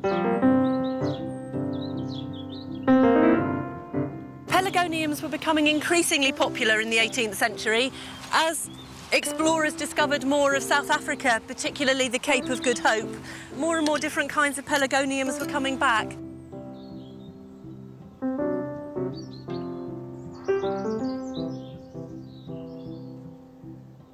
We have a plant just over here, which in the 18th century they called the long-tubed marvel of Peru. And you can see by the length of the flowers just how weird and wacky it is. We suspect they particularly liked it in the 18th century because it looks just a little bit rude, and they did like that kind of thing very much. But it also has a very, very sweet scent. It's very strongly perfumed, and it's just great fun. But I've been trying to grow that from seed successfully since 2004, and the first few batches I tried never germinated. So this year it's so exciting because here it is, it's going to flower, and I'm going to smell the same scent that probably 18th century gardeners could have enjoyed as well.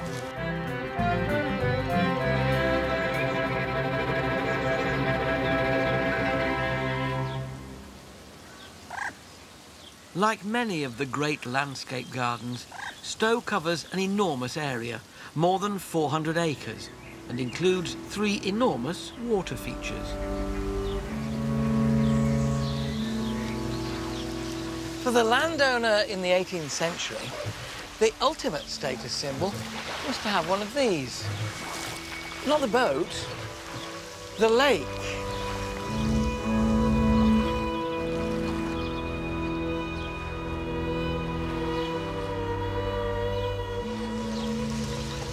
Not only did it reflect the sky, it also reflected the wealth of the owner, and they weren't cheap to make. This one at Stowe took 20 men with shovels a year and a half to excavate, and then they diverted the stream into it to create an 11-acre lake.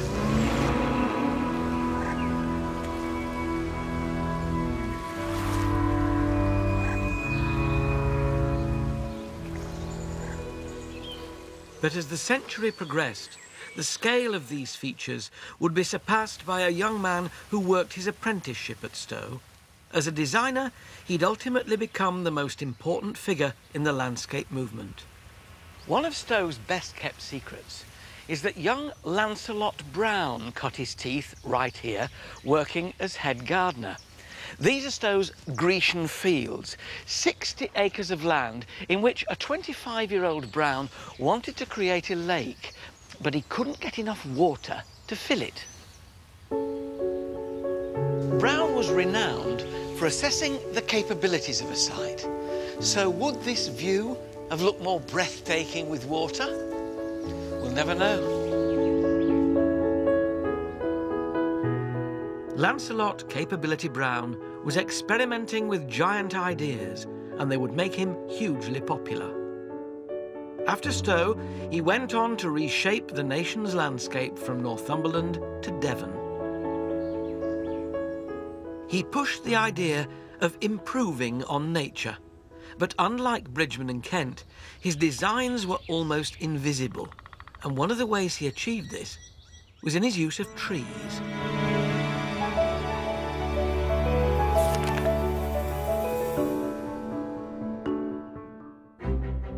Before the 18th century, trees were predominantly used to extend the architecture of the house. They'd often be planted in a single variety to complement the straight lines and symmetry of the formal design.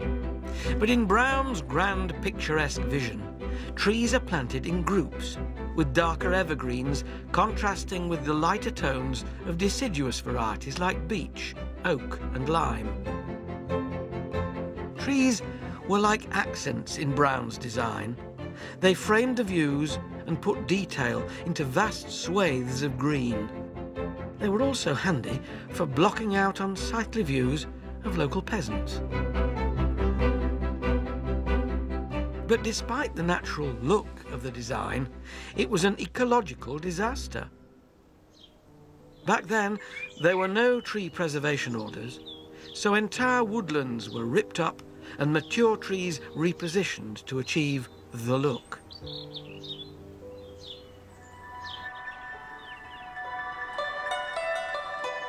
Instead of creating an idealized view of nature, At Rywater Nursery in Dorset, they're designing with trees in a way that actively encourages it.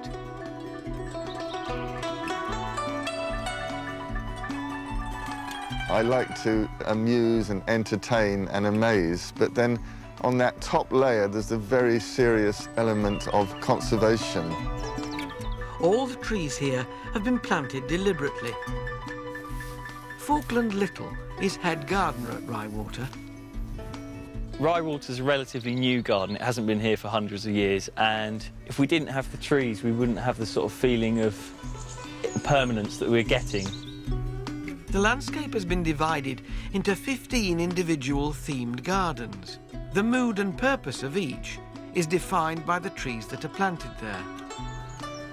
Most in the wider landscape are native trees, because somehow exotic trees out in the wilds don't sort of look right and don't feel right, at least to my eye. Closest to the house is an idiosyncratic garden known as the Plant Prison. The Plant Prison is unashamedly a piece of fun. The prison cells contain the thugs and the criminals of the plant world, and we use the trees as the prison guards, including a native hawthorn, but a fastigiate form, which is very beautiful. The hawthorns here are planted deliberately very close. They're very slow growing, and they have this excellent habit of knitting together to form one dense head. Crataegus tanacetufolia, it's got the most silvery leaves you can think of. In the spring it's covered with blossom, white blossom. The fruits are just beginning to colour up, and the fieldfares and the redwings come through like marauding gangs. Wonderful for humans to observe and great for wildlife as well. Out into the more open landscape, Clive has created a folly. This is an island in a sea of wildflowers. It's an island of dreams.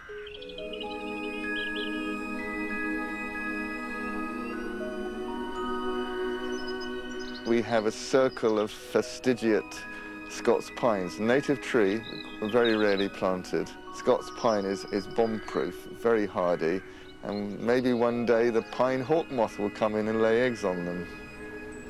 They'll grow up like dark green columns, and it'll add to that sort of Dali-esque dreamscape feel. Near to this formal design, you come across a wild orchard. It feels as though it's been here forever, but it's only 10 years old. The fruit trees have been deliberately unmanicured and left to grow wild. We planted it up with every single sort of fruit tree you can get. It's one of the most sort of natural parts of Rywater. It's just left. I mean, look, we've got plums, Japanese wineberries, raspberries, you name it. I think pretty much all the birds we have at Rywater will give the fruit here a go, and they really appreciate it. That's really is the ethos of this place, is working hand in hand alongside nature.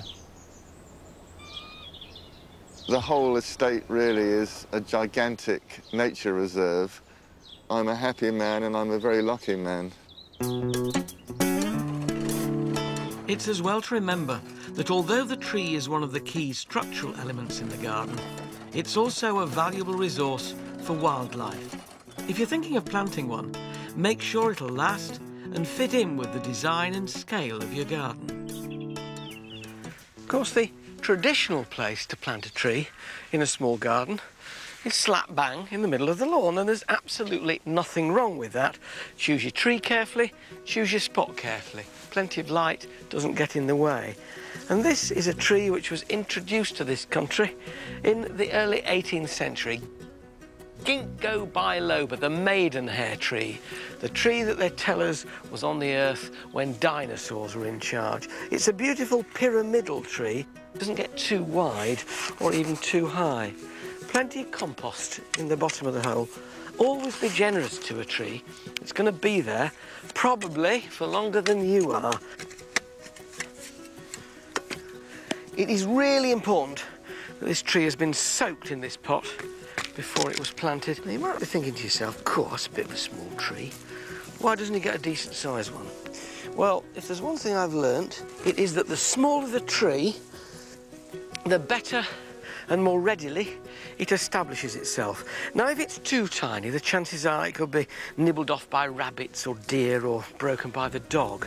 But one which is between waist and chest height is, for me, perfect. It's young, it's vigorous, and within 3 or 4 years it will have outstripped one which is twice its size.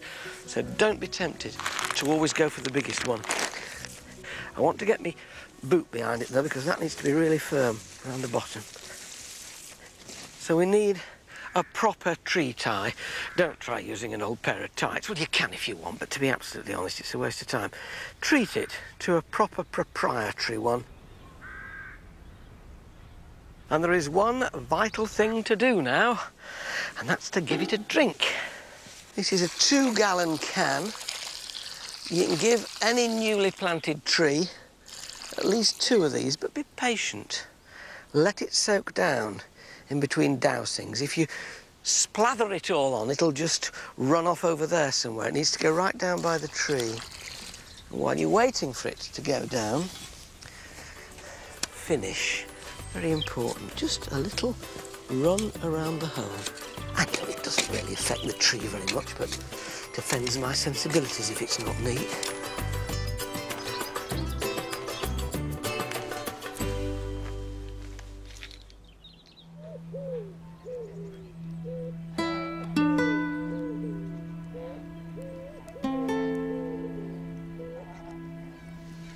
Ever since I first set eyes on Stowe, I've been astonished not just by the beauty of the place, but also by the fact that the principles and ideas in use here can be applied to gardens of any size.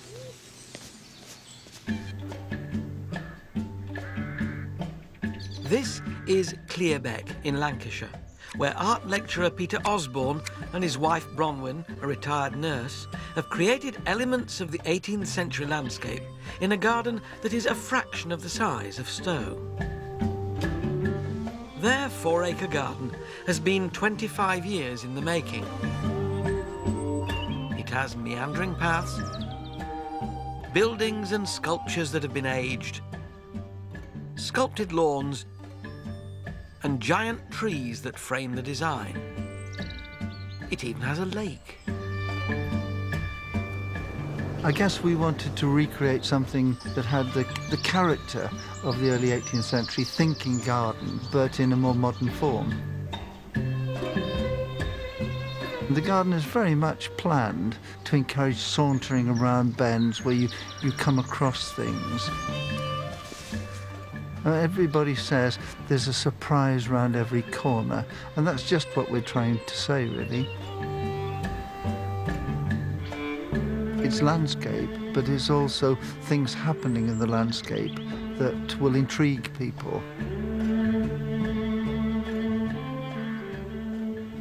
We planted this nearly 20 years ago.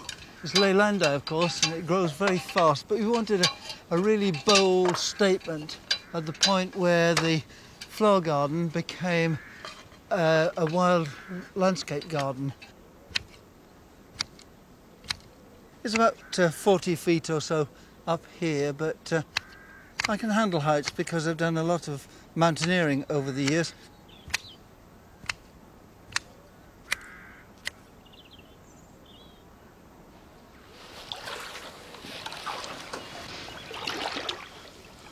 I'm pulling out these very pretty water lilies from the lake because they cause the most terrible silting up when they eventually decay. And they also prevent us moving the boat out of the boathouse and into the channel of the lake.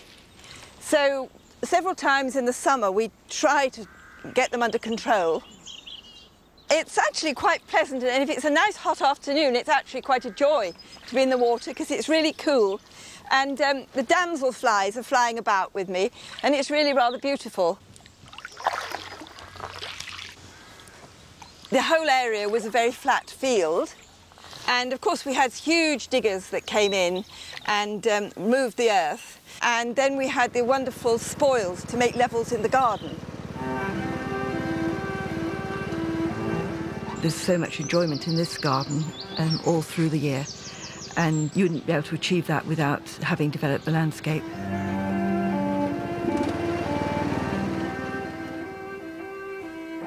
pyramid was the first structure that we made in the garden.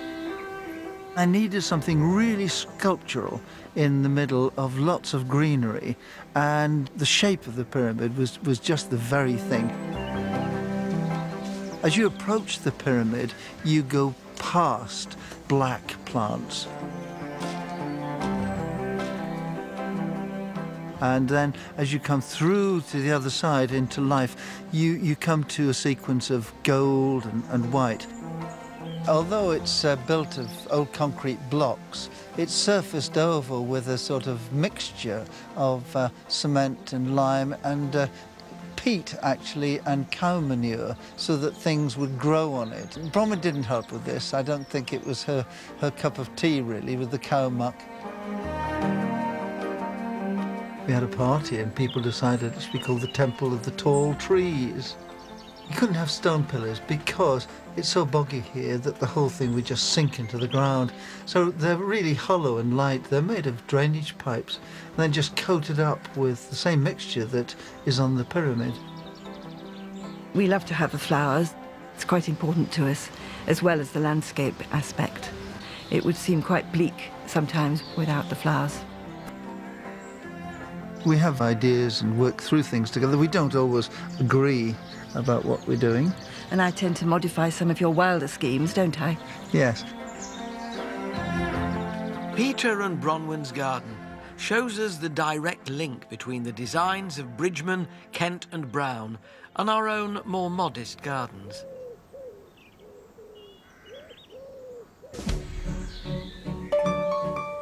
But towards the end of the 18th century, the future of the landscape movement was far from certain. Yes, just like today, nothing stands still. You just get used to a look, and then the fashion changes. Columns are in, columns are out. Decking's in, decking's out. But the grandeur of the landscape movement meant that its effects couldn't be so easily swept away, and as a result, it still affects our gardening perceptions and aspirations to this day. I'm so glad. Next time, naturalism bites the dust as the landscape movement makes way for 19th century showmanship. I'll reveal a garden full of surprises that typifies the brash and bold designs of the Victorians.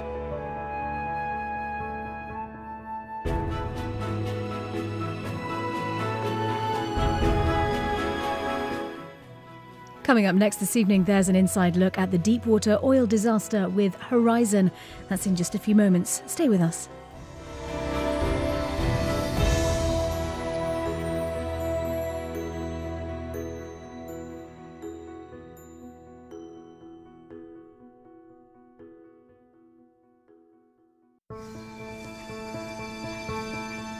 Whenever I'm looking for new ideas, odd though it may seem, I turn to Britain's great historic gardens.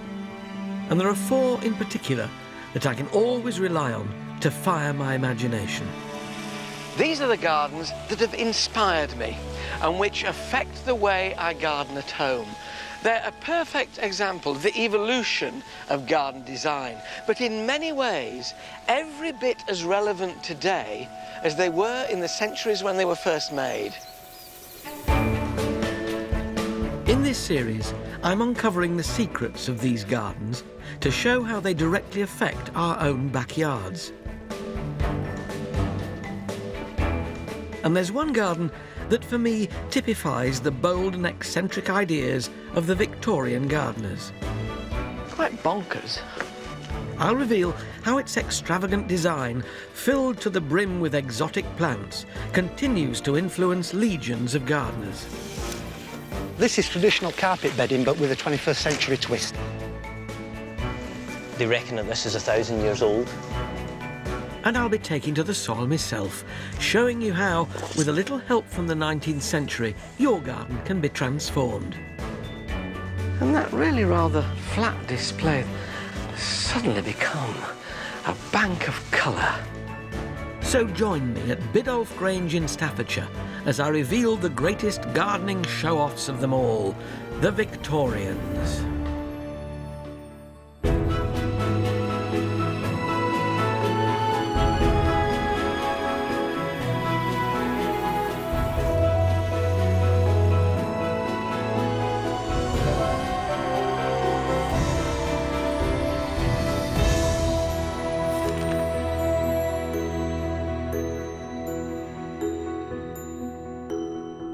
Today, technology, science and research are such an important part of the way that we garden, we tend to think we invented them. But it was the Victorians who kick-started the technological revolution. The Victorians were obsessed with knowledge and status and wanted their gardens to reflect their wisdom and their wealth. Size mattered. Ambition was everything. And the more exotic, the better. And Biddulph Grange in Staffordshire is a fine example of Victorian one-upmanship. Where else would you find an avenue of Wellingtonias, a gilded water buffalo, an Egyptian tomb and a Scottish glen in the same garden? It's big, it's bold, it's bling, a salute to the Victorian spirit of empire, showcasing flora and fauna from as far afield as Egypt and China. Victoriana might be out of fashion, but you'll be amazed at just how much it influences the way we garden today. Biddulph Grange was the brainchild of James Bateman, who designed and built it with money he'd inherited from his grandfather's coal and engineering business. He and his wife Maria, both passionate gardeners, moved here in 1871. They built a large mansion and set about designing a series of themed gardens. The result is a global journey that takes you through Italy to Scotland, through China to Egypt. It's their passion for strange plants from far-flung lands that is a Victorian legacy that remains with us today.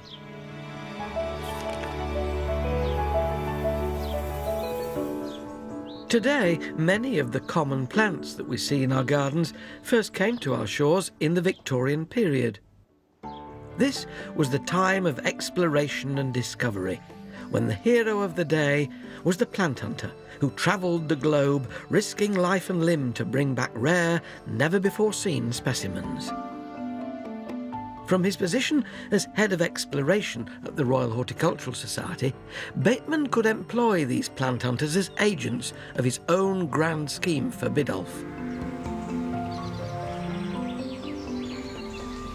Head gardener Peter Clark has been lucky enough to witness Bateman's vision come to maturity.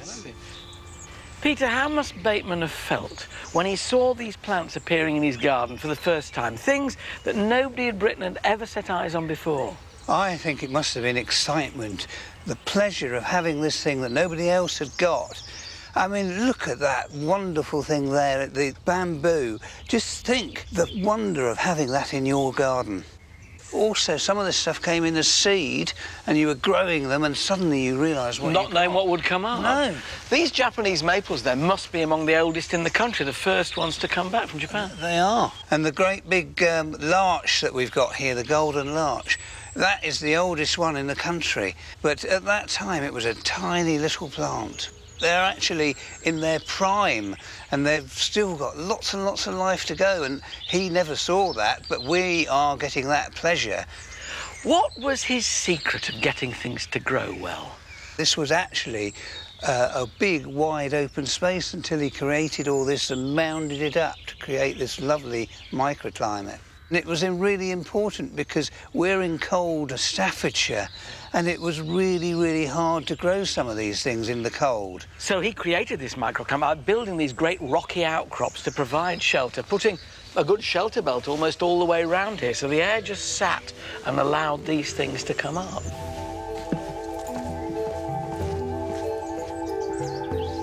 Species that we now consider commonplace were rare novelties back then.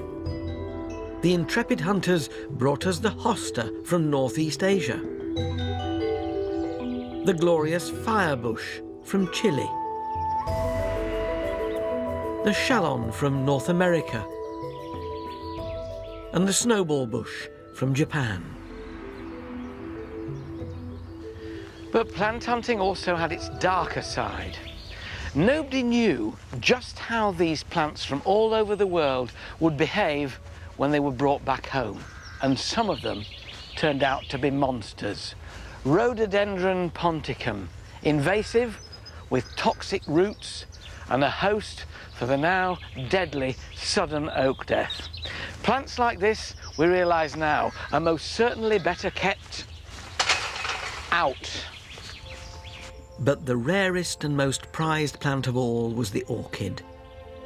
Orchids appealed to the Victorian sensibilities. They were difficult to acquire and a huge challenge to grow. It's a love affair that continues to this day, with easier-to-grow orchids being Britain's best-selling pot plants. I love orchids.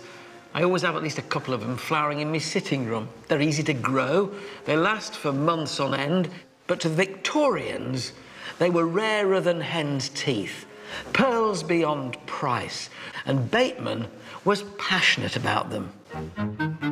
Even in his 20s, he was one of the world's most respected orchidologists and had the finest collection of Guatemalan orchids in Britain. Orchid hunting became a cutthroat business where whole species were wiped out, forests cleared to gather this enigmatic bloom. One plant hunter, Thomas Colley, was engaged by Bateman to search for an orchid in British Guiana, and knowing a rival was hot on his heels, he set to work and stripped the tree, determined not to give the others a chance. Going to such lengths, it's ironic that the only orchids left today at Biddulph are native and grow wild.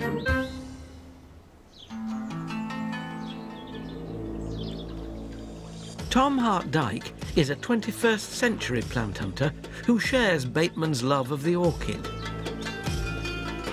He too has brought the world to his garden at Lullingstone Castle in Kent. This is the World Garden, and this is where I've got quite a good selection of hardy orchids from all over the world. And the idea of the World Garden is to show you where things originally come from in the miniature land masses here and who introduced them. For Tom, studying them in the wild is the best way to learn how to cultivate the orchid. They are the largest family of flowering plants on our planet. Every single continent you've got the orchid family on, except for Antarctica. Some grow under ice within the Arctic circles. And it's the variety of flower colour, it's their exotic look, their rarity, their challenging places that they actually grow. And when you do find them, it's fantastic. And this one here is actually a hybrid originally from Table Mountain in South Africa. It's a Diza, or Diza uniflora. It's a real sod of an orchid to grow. It requires rainwater. The hard water here, with all the chalk in it, would kill it. A sort of acidic mix, slightly peaty mix as well. I've never flowered this before. It's been 2 or 3 years waiting for it to flower, and it's only come out in the last couple of days. The secret of his success is following in the footsteps of the Victorian plant hunters. But Tom's quest to see orchids in the wild has led him to some of the most dangerous places in the world. On a journey into the Colombian jungle, he was kidnapped, beaten, and held under threat of execution for 9 months. His parents presumed him dead. For the Victorians, it was a lucrative trade that led them to take risks. But for Tom, it's something more fundamental. I have green blood cells. My heart is pumping chlorophyll around me. It becomes an addiction trying to find things in the wild. And here we have one of my most exciting orchids, Encyclia pentotis, but it's no ordinary orchid. These are one of the, this is one of the families I was looking for whilst being in captivity and whilst I was travelling in that area after being kidnapped. Tom had never had much success flowering this variety until he'd made that ill-fated trip to its natural habitat in Colombia. And you can read all the books that you want. You simply can't beat seeing things in the wild. I've flowered this more in the last 5-6 years than I ever have before because I've seen the perfect drainage that they need. In comes the rain, batters the shrubs with pouring torrential rain. Then within 10 minutes, there was not a cloud in the sky. It's blue skies, and the sun bearing down on this plant dries it literally to a crisp within half an hour. So in cultivation, let them dry up between the waterings. It's hugely helpful. While many tropical orchids may be fussy plants to nurture indoors, there are over 50 native varieties that grow wild here and enjoy our climate. So it's not surprising that Tom grows some of his most prized orchids in the coldest part of his garden. And it's here, for me, that this is the most exciting hardy orchid that we've got growing at Lullingston. This is from 2 plants 4 years ago. They are amazing how they've spread. Blatilla striata, known also as the hyacinth orchid or the windowsill orchid, which is a misleading name because they are hardy outdoor orchids, here in the more purple form with the deep purpley pink centres and lighty creamer upper part of the lip or labellum here. Very attractive. And this form, in more of a whitish alba form, as you can see, with a lovely pink purplish lip at the end, are really, really easy to grow. In pots, on the patio, rockeries, they're excellent. What I would say is not direct all-day baking sunshine. A bit of light shade. It's a woodland plant, after all, from Japan. So, hardy orchids can be just as exacting as their tropical cousins.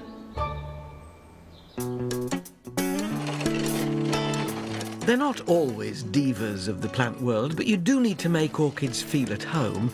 That means recreating the conditions they're used to.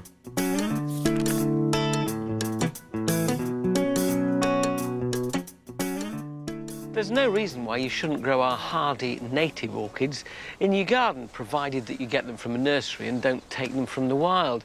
But quite a lot of them, the marsh orchids, demand moisture at the roots rather than that dry soil that's prevalent in so many gardens. These beautiful little drumsticks here won't come up where it's really dusty. They just need a constant supply of water.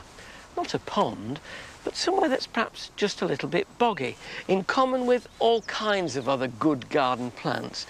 Those primulas there, Primula vialii, are a classic for damp earth, as is Lobelia cardinalis and astilbes. They just crisp up and go brown if it's dry.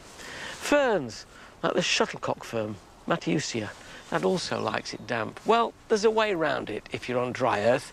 It means digging a little bit of a hole, perhaps a foot deep, a shallow bowl if you like, and lining it with what I'm sitting on, pond liner. Just spread this right over the bottom of the hole. I took the trouble of cutting it to shape so it just goes up the side. Now, in every hole, there's a lower end. You seldom get them level. And in the lower end, although we want this to be boggy, we don't want it to have standing water. It's not a pool. So get a garden fork, and on the lower end, my dish is sloping in that direction, stab it, just to make drainage hole. You don't need too many of them. When you've done that, to prevent them being blocked up, gravel.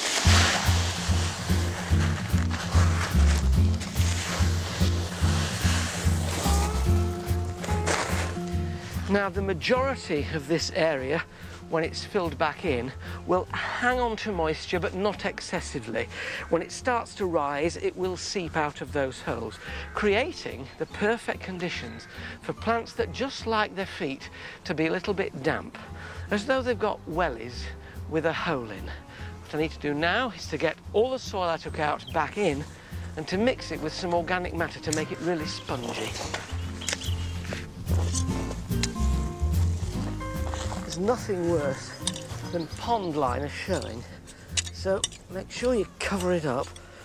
And what I'm going to do here is just to remind myself where this boggy area is to arrange logs around it. These will get delightfully covered in moss. They also help hide that liner, and they just make it look a bit more natural, especially when they've got 1 or 2 plants around them. You don't have to circle it, but a few of them around the edge, especially when the plants go in, will just make it look a bit more of a featurette. Then I can place my plants.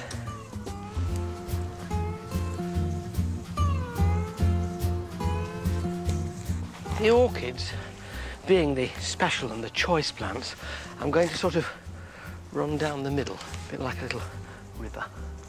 Some of these have gone over now, but if you get them in while their seed heads are forming, the seeds can sow themselves and extend the colony as the years go by.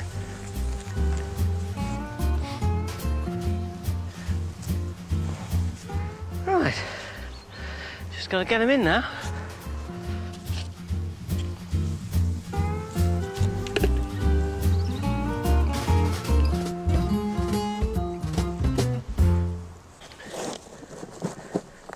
I'm top dressing this with bark now, just to give it a better appearance, but also help stop the water evaporating from it. And it's important when you dress with bark to do it thick enough, a good inch, inch and a half, but to be a bit careful about how you put it around the plants with just a bit of delicacy, otherwise they get swamped.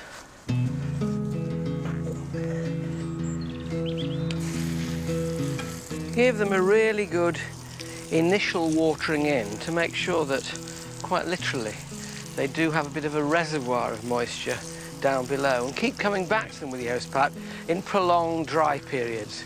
But a good shower of rain will help fill up this little reservoir and keep all your moisture-loving plants and your native orchids in really good health.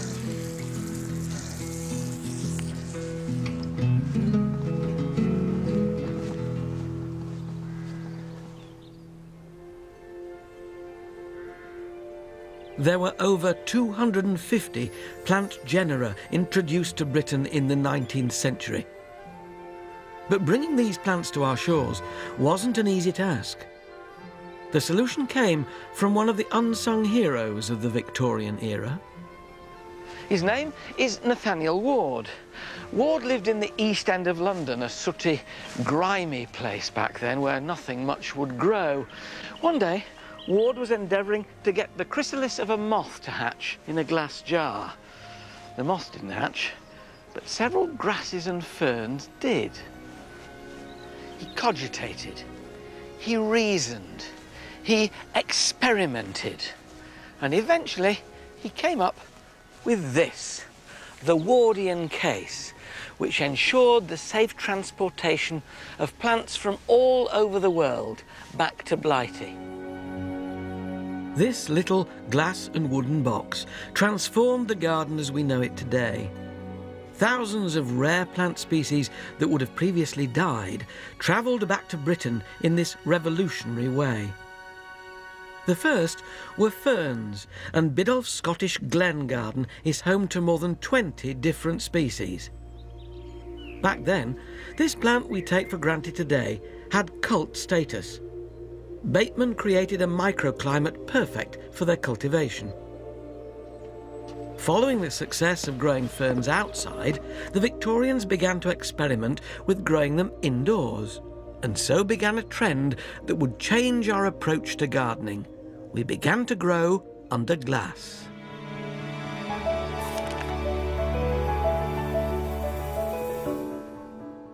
It really kicked off with the repeal of the glass tax in 1843. Some of the biggest greenhouses in the country were constructed at this time. The bigger, the better. The godfather of the greenhouse as we know it today was Joseph Paxton. His creations charmed Queen Victoria into calling him a very clever little man. James Bateman wasn't going to be left behind and rose to the challenge of growing under glass. That's not to say that all this enthusiastic experimentation didn't have its fair share of disasters. Here at Biddulph, Bateman tried growing rhododendrons under glass and burnt the lot of them. But it was the challenge of growing ferns that really caught the Victorian imagination. These mysterious plants from faraway lands had a magical quality for the Victorians, so they designed special glasshouses solely for their propagation. Of course, Bateman had to have one. Sadly, the fernery at Biddulph no longer exists. In fact, very few remain today. But on the Scottish island of Bute, there is a restored fernery that shows just how passionate the Victorians were about growing under glass. Graham Alcorn's family maintained the fernery according to the original inventory of 1879. Its construction shows the Victorians' remarkable technical expertise. There's no heating in here whatsoever. They've sunk this fernery. A lot of ferneries are buildings above ground. This one, they actually dug down into the ground and then put the glass roof over the top. So because it's below ground, it insulates it that bit more. We could get -4 temperatures outside in the garden, and normally it would stay probably 3 degrees above freezing in here. This was an ingenious, protected environment where they could experiment with the positioning of the ferns. Some liked it hot, some liked it cold. This cull city here, it can quite happily stand a good lot of heat and the light. So they would probably get put up near the top of the glass. And the terrace here, it would probably like it a little bit cooler.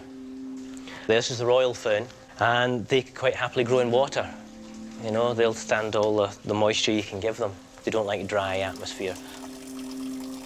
Biggest challenge is probably of growing ferns under glass here is probably just keeping them watered, keeping the humidity up, keeping the moisture in the place. When the sun comes through, there's a lot of evaporation. The ferns actually need quite a bit of feeding as well to keep them nice and green and lush. In the past, I suppose the Victorians would have probably used bloodfish and bone or something similar. And today we use chemical fertilisers, Osmocote, which is slow-release fertilisers, which will feed for the whole growing season. The Victorians had a lust for ferns that were different. A lot of people see ferns and think they're just that typical fern frond. Well, you've got other ones like this asplenium here, where the frond is completely different. Not everything's green. Some of the young fronds come out, they're red and different colours as well, so it's not all just green. There's one here from Japan, a blechnum, and the fertile frond looks like kind of a centipede, basically. Even with the native species, it was the lure of the extraordinary that inspired them. In the past, ferns were kind of treated as mystical plants because they didn't know how they propagated themselves. They were trying to find the fern seed, apparently, in the past, and they could never find it. And it was only in the 1800s they realised it was the spores, and they found out how they actually reproduced themselves. When restoration began in 1995, one surviving fern from the fernery's heyday was discovered in the rubble. It now takes pride of place. It's called Todea barbara. There was only about 3 fronds left on it, and it was just hanging on to life. And once they got the place re-roofed, as you can see now, it's just come away. It's absolutely loving the environment again. They reckon that this is 1,000 years old. This is what they reckoned in 1879 when the Gardener's Chronicle came and visited the place. So it's a mighty old fern. 1,000-year-old ferns in huge glasshouses were all very well for the rich, but the middle-class family also wanted a piece of the horticultural action. The conservatory became the latest status symbol. Unlike a greenhouse, it was an extension of the home. For the Victorians, it was less about serious cultivation and more about display.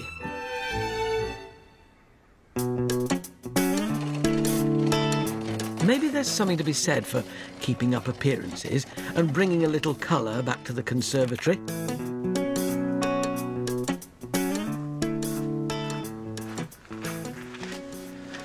The Victorians were masters of display, and what they wanted in their conservatories was impact. They wanted you to walk in, escape the worries of the world, and be faced with a display that would quite simply, in Victorian terms, knock your socks off. You know, we're quite staid nowadays in what we do. We have staging in our greenhouses like this. We arrange our plants on them, generally tallest at the back, shortest at the front. And although it's pretty, it's a mere shadow of what the Victorians did. And the way they did it was incredibly simple, but hugely effective.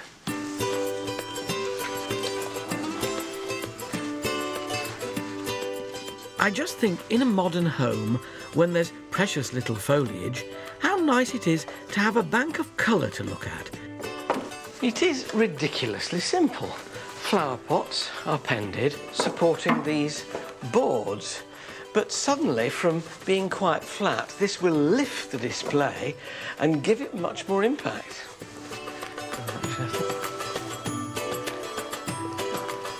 Geraniums, or pelargoniums as they're properly known, were absolute stalwarts of the Victorian Conservatory.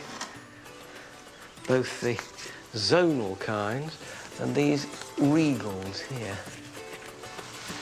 And they loved their colourful foliage.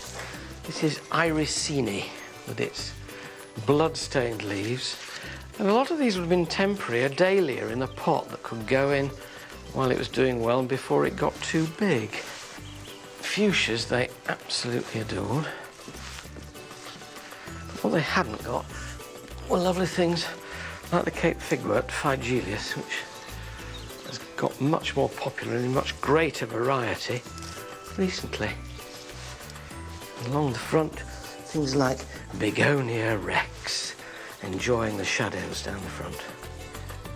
The trick of this kind of staging is to make sure that each row masks the pots of the row behind it. And that way, in this day and age, it doesn't matter if you've got plastic pots, and even if they're black, because they sink into the shadows, as long as the ones along the front here that you do see are terracotta. And that really rather flat display that was has suddenly become a bank of colour. And if your guests, when they walk round the corner and see that, don't go, wow, I'm a Dutchman.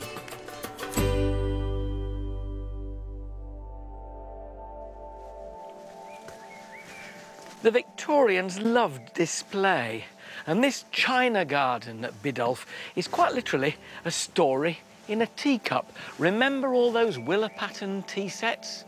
Here we have a gigantic stage set, and all the characters are plants from the Far East.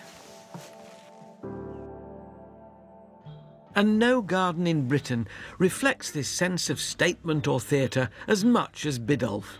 It was a wonderful way for Bateman to show off his knowledge of the world. Egypt Garden too has a sense of melodrama and theatre. Its path flanked by Egyptian artefacts, probably picked up or at least inspired by the Great Exhibition of 1851. And it leads you to an eerie passageway underneath a pyramid of clipped yew. Mind you, this entire construction is not without a sense of humour.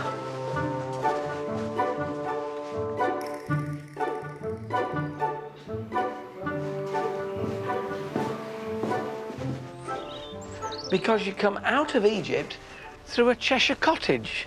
It's quite bonkers. Love it or hate it, the Victorians started the mock tradition.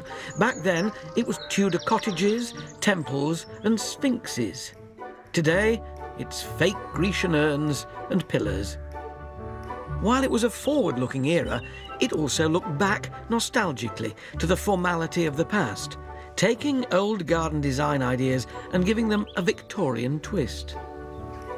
The Victorians were determined to put a bit of architectural formality back into gardens. To them, the garden was a work of art, never to be confused with nature. So they took the old parterre and planted it up with funky monkey puzzles. And on a stepped Italian terrace, they gave us that lasting Victorian legacy, bedding out. Tender greenhouse-raised flowers adorned the newly revived parterres and beds of these Italianate gardens. It didn't matter that they were seasonal throwaway plants. Display was all that mattered.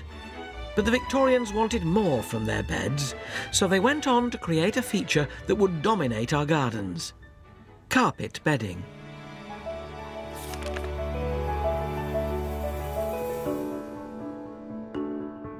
Glasshouse technology had led to an explosion in low-growing bedding plants in a huge variety of colours. This choice gave the Victorian gardener the scope to create geometric patterns and emblems. So began a craze that still endures today. At Biddulph, we see carpet bedding scaled down to fit in with the intricate Italianate style. The design and plants used are as they were in Bateman's time. Peter Clark has faithfully maintained the garden according to the original plans. Well, Peter, you can't get more Victorian than Cool, this, no, you can't. This is quite fun, actually, this little area, the geometric parterre. These are lovely, aren't they? Little echiderias. Yeah. What triggered carpet bedding?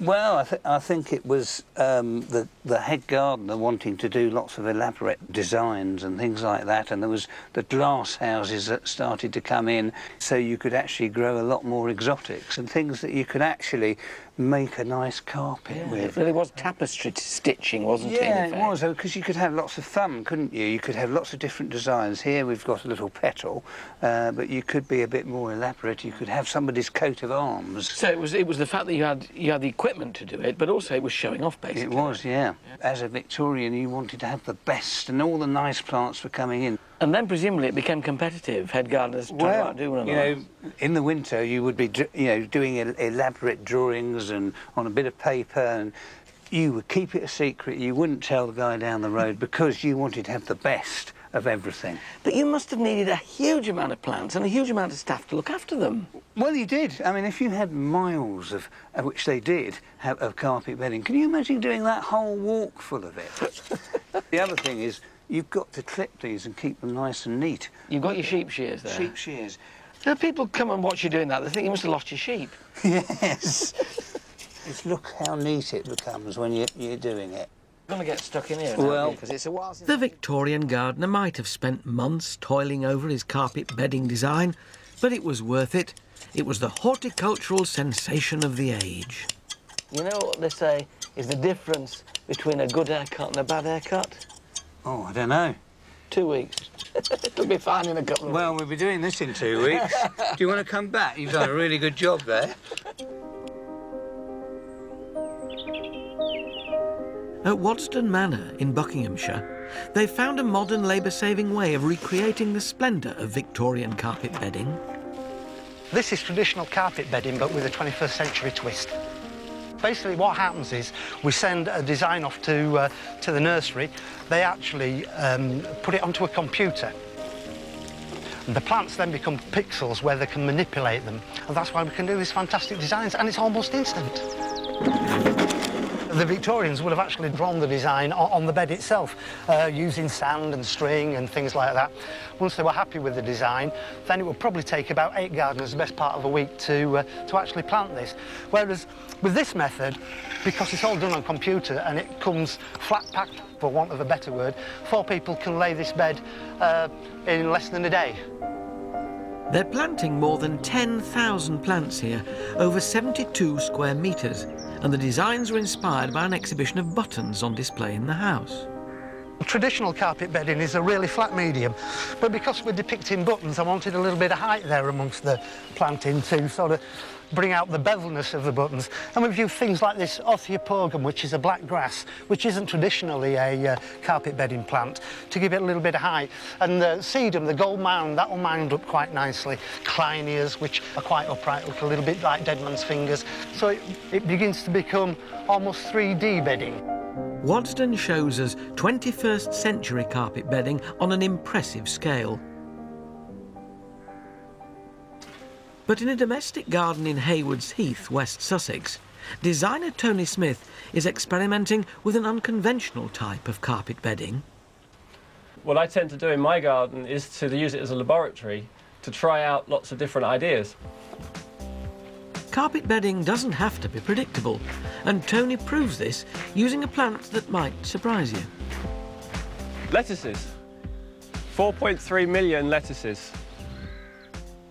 What we've done here is to sow seed onto a bed of compost rather than going to the expense of growing them in pots in the nursery. Covered it with fleece to keep the birds off for 4 or 5 days until it's germinated. Then taken the fleece off, kept it watered, and we've created this carpet. What we've done is to sow 2 types of lettuce. Salad bowl, which is the vivid green, and Lolla Rossa, the Italian red. I haven't found any other type of plant that will give this vivid, lush, vibrant green. There's something about this that's so alive and so fresh. What I've done is paint the trees black, put an edge to the gravel in black. It brings out the vividness of the green far more, and you get a much more impressive effect. So it's really playing with contrast is what we're doing. One of the great things about using lettuce as an ornamental is that you can harvest it and eat it. And these are cut and come again lettuces, so we can cut these, use the lettuce, and in a week's time it will have grown again and we got some more.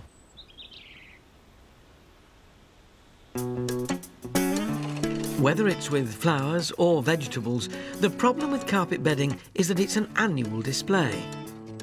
So how do you create a fantastic feature without the bother of replacing it each year?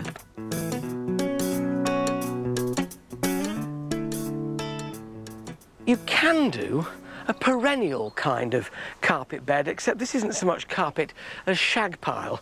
It's higher. What I've done here is made a circular bed in the lawn, cut it out with a peg in the middle and this stick marking the radius, scratching it out, cutting the turf out and then digging it over, working in plenty of organic matter so it's well enriched. It would have been quite impoverished, the grass having been on the top of it.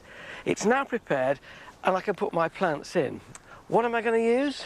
Well, I thought I'd go for that lovely old tried and tested scheme of purple and grey. The purple comes from the heucheras with these lovely frothy flowers.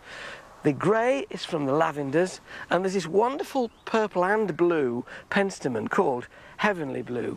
In the centre, I'm going to use this, a cordyline, a torbay or cabbage palm, hardy in all but the most severe of winters. And with that in the centre of my bed, it will eventually come up on a taller stem, a single trunk, and that'll give this even more height. The nicest thing now is that I can just arrange my plants. This is the bit I like the best.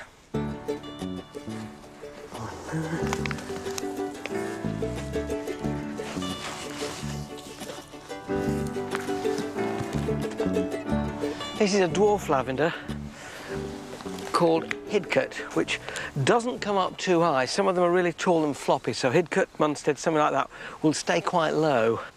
Now, because these are perennials and not annuals, I'm still putting them fairly close, but you need to get them quite so jam-packed together because they will spread out even more. Now, you could say, gosh, this must be costing an awful lot of money. All these plants here, you can propagate yourself from cuttings and make your bed when you've built up a bit of stock. You can also plant slightly more thinly than I am doing now because they will then eventually cover it. They'll take slightly longer. So, with it all laid out, all I have to do now is plant. And I am wondering if it's all going to get very nicely watered in. Under.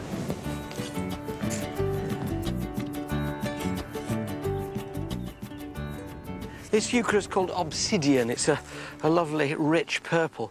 There are now dozens, nay, hundreds of heucheras bred in Oregon, in the States. They all look very, very similar. It makes you wonder if they've got nothing better to do, doesn't it? It's very pretty.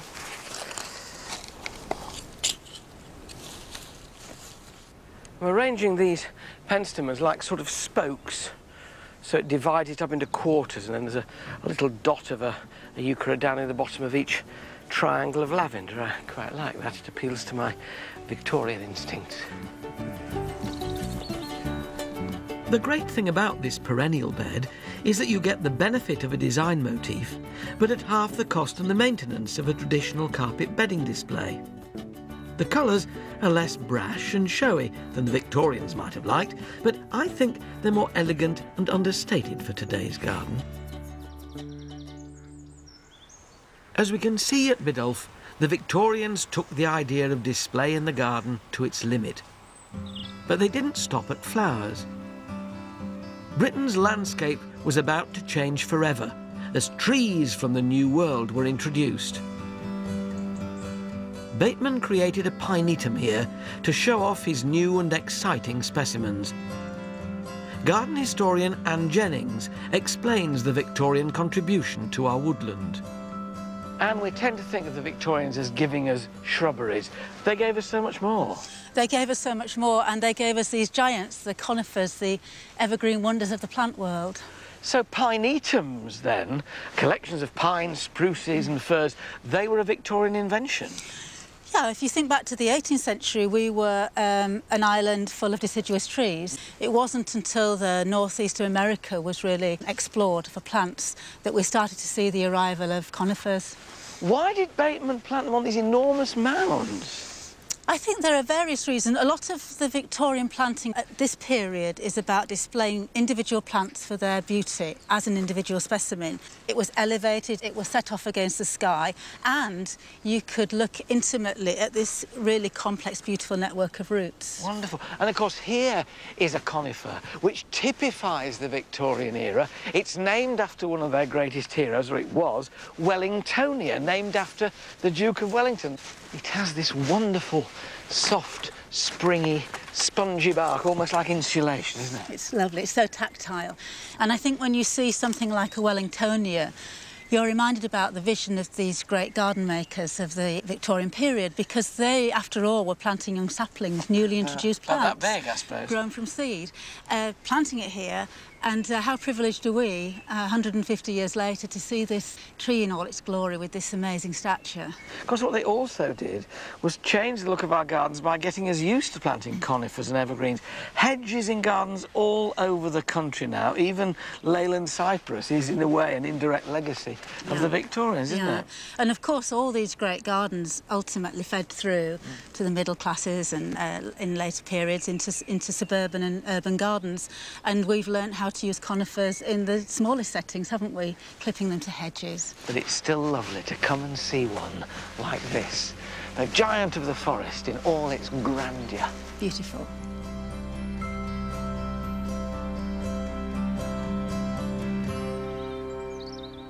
To the Victorians, wealth, taste and acceptability were not measured just by your flower garden and your orchid house, but also by the quality of your asparagus and your grapes. There was a quiet revolution going on in the kitchen garden, with competitive head gardeners vying with each other for size and elaborateness of structure. There's a lovely little book, Kitchen and Flower Gardening for Pleasure and Profit, which shows that they didn't do it all themselves. Almost an equal amount of pleasure is derived from seeing the results arise from well-ordered instructions given to subordinates, as if they were literally the work of your own hands. You see, that's what they had in those days. Staff. Bateman had an extensive kitchen garden, but it was away from his showpiece grounds at Biddulph and sadly no longer exists. But when it comes to putting fine food on the table, the Victorians left an indelible mark on the way we grow our vegetables.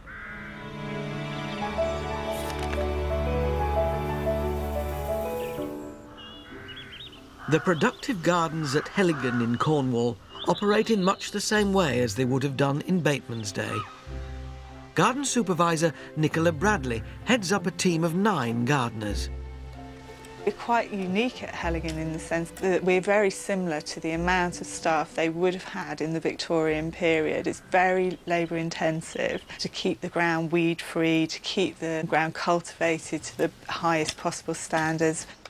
Remember, it was all done by hand, so if we see caterpillar eggs on cabbages, you know, we go through them very thoroughly and squash them. Incredibly time-consuming jobs, training the fruit trees, you know, washing the trees down in the winter time, you know, with a toothbrush and soft soap and all of these things. You need a lot of members of staff to achieve that. But it wasn't just about manpower. One of the secrets of the Victorian success was the layout of the garden. It's very much about precision, regimentation, neat hedges, but it's not just about aesthetics. It does have a practical reason behind it.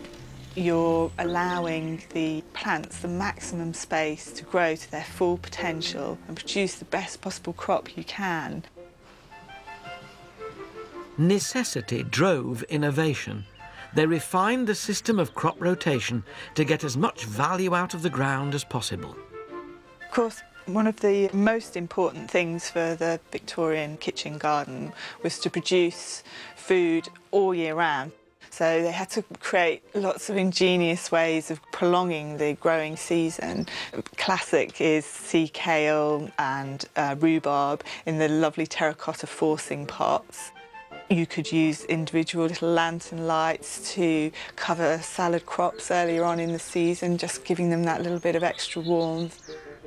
And in the burgeoning industrial age, there was no stopping the Victorians. Technological advances meant that the Victorians could start heating their glass houses with using hot water systems that were powered by boilers. So as you can see, all these lovely pipes running through here, which just meant they could extend seasons, start heating the glass houses much earlier on in the year and providing the temperatures that they needed. Within the heated glasshouse, they went to extreme lengths to create flawless fruit to impress their guests. They had the knowledge to understand how to nurture a plant. So if you look in the melon house, you'll see they've got, you know, beautifully made individual little nets, melon nets, which support the plant as it grows, so it doesn't come away from the stem. Obsession with perfection set a precedent for our exacting standards today. There's nothing worse than having something at a table that wasn't at its perfect best. And that brings us to the cucumber straightener. The cucumbers hang from wires. This would have been tied just below an immature cucumber, and as it grew and developed, you get a lovely straight cucumber. The only thing you need to be aware of is to keep a close eye on, because obviously if it swells to a huge size and you don't harvest it in time, it's going to get stuck in your tube. But their quest for excellence had some seriously unpleasant consequences. These fumigators were nicknamed widowmakers, unfortunately, because obviously the chemicals that they were spraying, things like arsenic and nicotine, were all incredibly poisonous. And I think the average life expectancy of a gardener back in that time was probably not much beyond, you know, their late 30s, 40s. Helligan shows us how Victorian invention gave us the kitchen garden as we know it today. But 19th century technology had its limitations. Today's kitchen gardeners are finding ways to improve on ideas introduced by the Victorians. At first glance, this garden at Tresillian House in Cornwall brims with Victorian charm. But appearances can be deceptive. This is a real Victorian garden, and I've just added a little secret or two of my own to make it what it is, something very special. Head gardener John Harris has a secret. We do not water a single thing in this garden. He actually combines Victorian with modern and ancient principles to grow his produce in a completely radical way.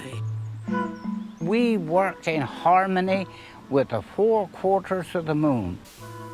It's an ancient practice known as lunar gardening.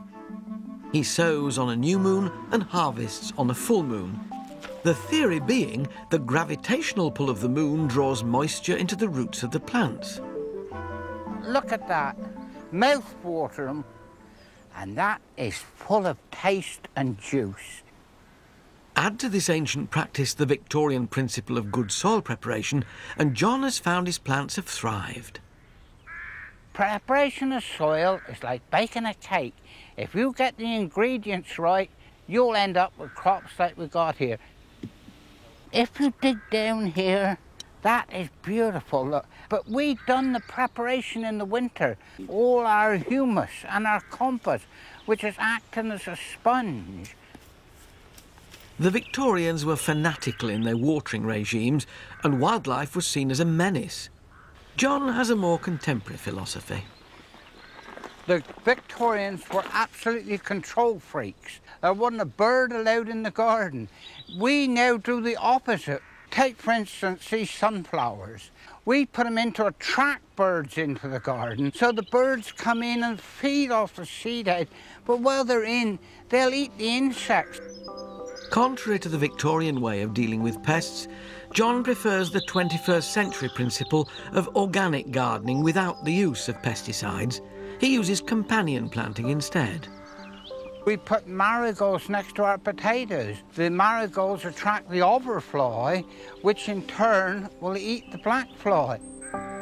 John's garden shows that you can combine ancient wisdom with modern sensibilities and still enjoy the splendour of the Victorian kitchen garden. If ever there was heaven on earth, then this is heaven. Whether it's tried and tested techniques of the Victorians or the expertise of a modern kitchen gardener, the choice of growing methods can be overwhelming. So if you're creating your first vegetable patch, then it's good to go back to basics.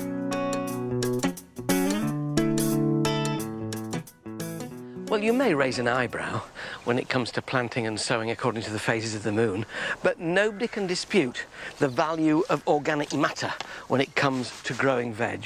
This stuff is the fount of all goodness. Wonderfully succulent, almost like fruitcake, holds onto moisture like a sponge when it's in the soil, but the time to get it in is in autumn, so that it can break down slightly during the winter, and when it comes to sowing time, all that goodness and that moisture retentive capacity will be there to enable your vegetables to grow a darn sight better. If rich soil is the first secret of success, then the second secret has to be timing. It's not worth putting little delicate seeds into the ground when it's cold, when it's wet, when it's inhospitable. The old gardeners used to do several tricks. They'd see, first of all, when weed seeds were beginning to germinate in spring, and then they'd regard the soil as being warm enough. If they weren't sure, they'd do the test that you used to do with baby and bathwater. Just see if it feels warm to your elbow, and in extreme cases, and quite a few years ago, and I never used it, is to drop your trousers and sit with your naked bottom on the soil. And if you go, oh, that's cold, it's too cold for seeds, I think perhaps the elbow is preferable. And then, when it comes to sowing your crops, only sow it in quantities that you can use it. Lettuce, for instance, there's a great temptation to sow an entire 20-foot row. Well, unless you're a family of rabbits, you don't need that many. Sow 3 feet of row at a time. Taut line between 2 sticks. Stand on it with your feet to keep it firm, and then with the corner of a Dutch hoe, lightly flick out the earth alongside the line, your feet keeping it taut as you go. Now that will do about 1 yard or 1 metre for one sowing. The depth of the drill depends on the size of the seed. That's about 1/4 to 1/2 inch deep, which is absolutely fine for lettuces. Tip them into your hand and then take a pinch and just lightly trickle them in. Ideally, you're trying to let the seeds fall about 1/2 inch apart if you can. That way they won't be quite so competitive when they start to germinate. Put the rest back in the packet quite carefully and then flick over the drill with your fingers, and there they are sown. Now, if the soil is very much on the dry side, there's another trick you can use. When you've taken your drill out with the side of the hoe, like that, you can use a watering can to run along the bottom of that drill. Now, this is far better than trying to water the seeds in once they've been sown, because you displace them. You can now sow your seeds on the top of that.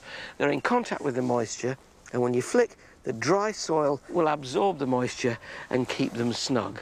Of course, there are various old wives' tales for different crops. Parsley, for instance, always sow it on Good Friday. That's the only time it doesn't go 9 times to the devil before it germinates. And the other thing about being able to grow good parsley is that they say the wife wears the trousers if it comes up well.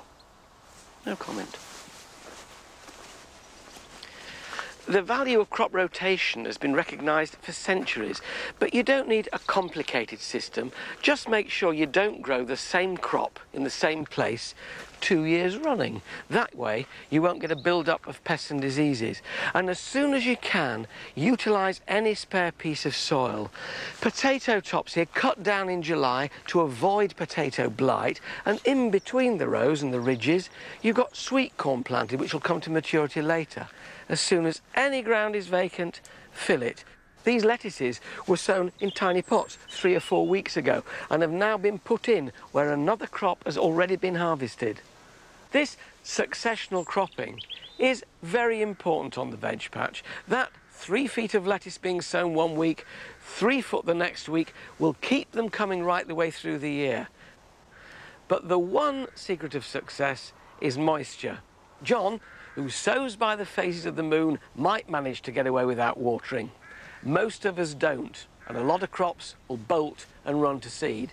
Keep all your veg well supplied with water, and you'll have a patch that'll keep cropping from early summer right the way through to winter. Biddulph is a living testament to the sheer range of ideas that poured into the Victorian garden. Whether it's the grand statement of carpet bedding, the delights of growing under glass, planting exotics, or the humble vegetable patch. Look beyond the brazen displays and you'll find a hive of ideas that can be applied to any garden.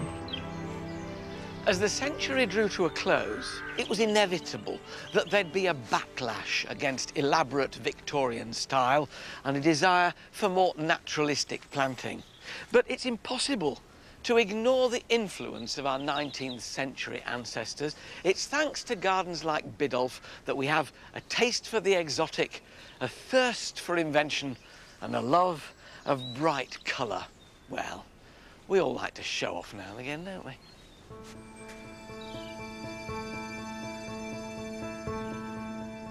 Join me next time when my journey across 400 years of design brings me into the 20th century. I'll reveal the secrets of a garden that I believe is the most beautiful and influential of the modern age.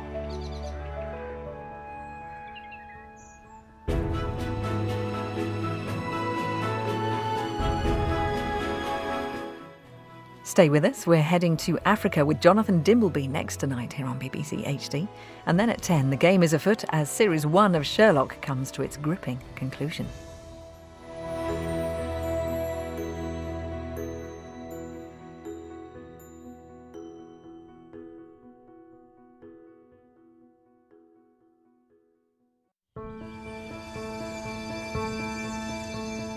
When it comes to designing our gardens, sometimes it's hard to know where to start. Perhaps surprisingly, I find the best place to look for ideas is in Britain's historic estates. In this series, I'm looking at 4 of my favourite gardens from 4 different centuries.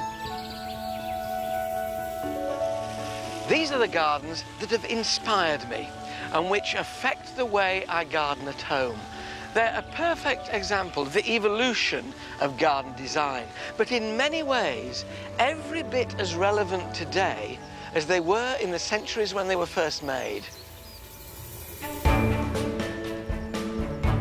My journey concludes in a garden that redefined design in the 20th century. I'll reveal the techniques that make it so influential. Just look at all those colours which combine to make it wonderfully three-dimensional. We'll see how it stirred others to explore new frontiers in garden design. It's more about shaping the land itself. To me, it's a piece of giant sculpture. We want a plant that really turns up the voltage on the colour wheel. And I'll show how you can learn from this magical garden and create simple but dramatic effects in your own plot. This is plants living together for mutual benefit. So sit back and be inspired by the gardens of Sissinghurst in Kent.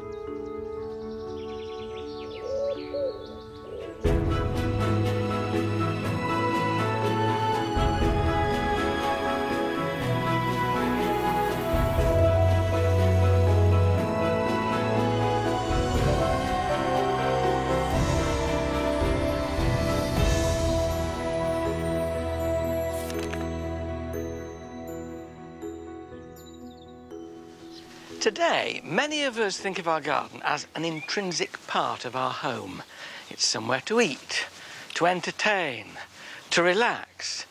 It's also a reflection of our personality, an indicator of our passions and our interests. We think that way because of gardens like this at Sissinghurst in Kent.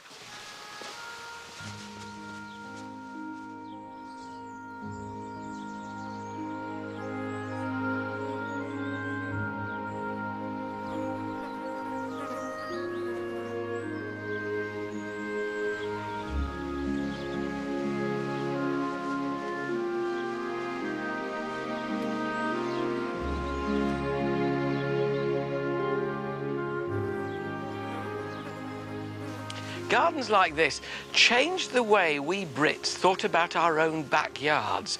They influenced our approach to colour, to space, but above all, to mood.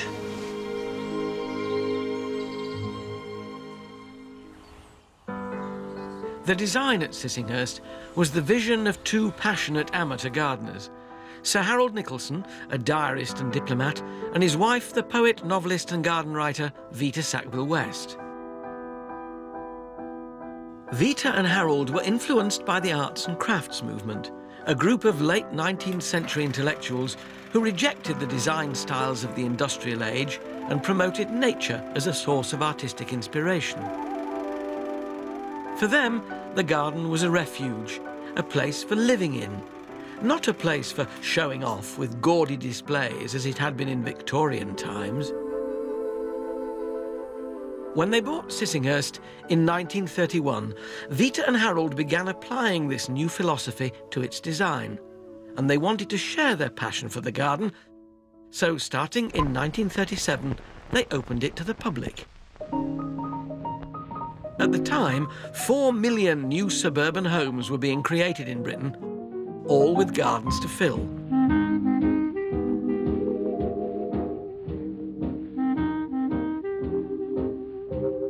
This new generation of gardeners found groundbreaking ideas that they could relate to.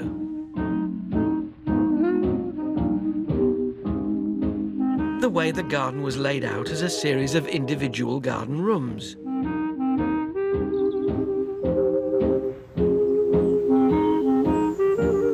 The original use of colour.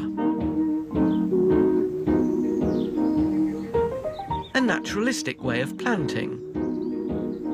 And one of the first semi-wild gardens. In the century before Sissinghurst, gardens were status symbols, places to impress your friends. But this is a garden for living in. It was designed to fulfil the practical needs of its owners.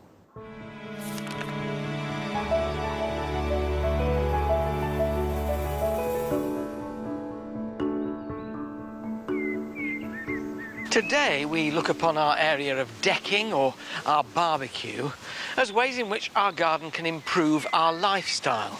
Well, Sissinghurst was one of the first lifestyle gardens, comprising 10 rooms, each with its own purpose and personality.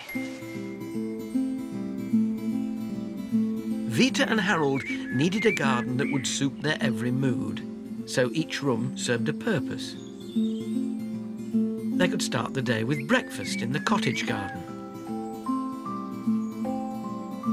dine al fresco in the white garden, stroll and reflect through the spring garden, greet guests and take tea on the tower lawn, and party in the rose garden. When they bought Sissinghurst, it was a ramshackle ruin of an Elizabethan castle. But they turned this to their advantage, using the disjointed layout as a template for the design of the garden. The writer, Adam Nicholson, is their grandson. Healthy breeze. What were their intentions in creating the different rooms? About 10 of them, huge number. Yes, well, they lived in an extraordinary way. They lived completely scattered around the garden. So they slept in there, Harold worked in there, Vita worked downstairs here, their kitchen and dining room was over there, their sitting room was over there, their children lived there, and their servants lived there. It also got very wet during the winter. Very wet, but what it meant was that the garden was not some kind of adjunct beside the house, but completely integral to their lives. So you're there in the evening, you've had a glass or two of wine, dusk comes down. So there is this integration of life and garden. I think this perhaps is a reimagining of the garden as a lovely, humane space. It's not some horticultural sort of display cabinet. It's part of the substance of life.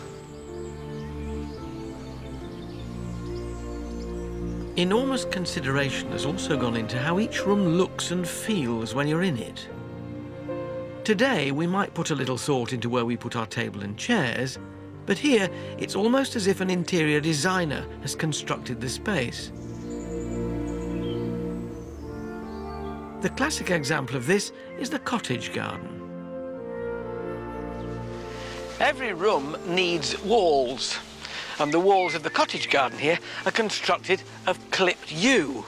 Then when you've got the walls of your room, you need furniture. 4 great torpedoes of yew in the centre.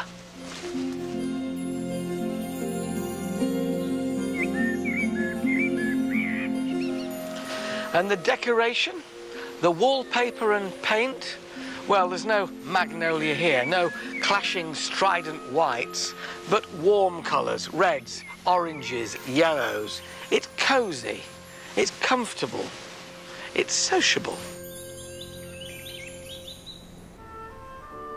No other garden is more connected to their daily lives. Harold's office and Vita's bedroom look down onto the cottage garden, and Harold's favourite chair still sits by the door. You might think then that it's simply a matter of getting together those classic cottage garden plants, every one of them a dumpling, and putting them all together. But a closer look at this shows you that's not the case. There are strident colours here and strident shapes. It's got a modern twist to it. This may have been a place where Harold and Vita socialised 60 years ago, but today it's very much a cottage garden for the 21st century. With so many different rooms at Sissinghurst, the Nicholsons had the luxury of being able to give each one its own identity. But today, our outdoor spaces have shrunk. Declan Buckley has ingeniously designed 2 outdoor rooms to make them multifunctional. It's always the biggest room in the house, and people don't realise that. It may be a mud patch to start with, but you know, by the time we've redesigned it, reinvigorated it, it becomes something very different, and it becomes the focus of their lives for much of the year. In South London, he's divided the garden into 4 distinct areas for dining, lounging, sunbathing and playing.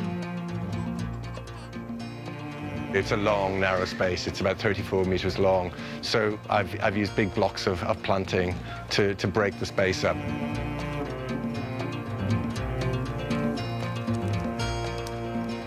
So this external space here, this terrace area, is actually bigger than any of their internal spaces in the house. So it's the kitchen and dining area flow right out into the garden. So it works as a fantastic entertaining space.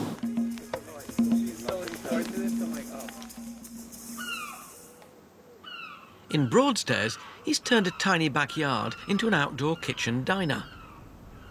This is a tiny little coastal garden for Dan and Alex. It's only 9 metres by 5 metres. Dan is a really passionate gardener, and Alex loves to cook, and they both love to entertain. So that's what this little space is about.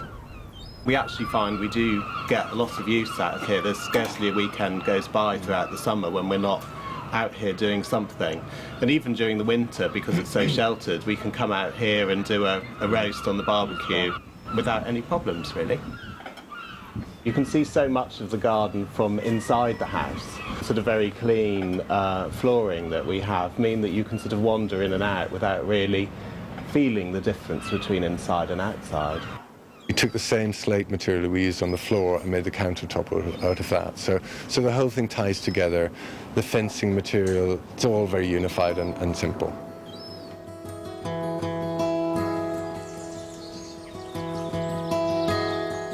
A lot of the planting here is evergreen, so it gives a lot of really good green structure for the winter time, which is vital in a town garden, because otherwise you're looking at a lot of brick, a lot of timber fencing and a lot of neighbours' buildings.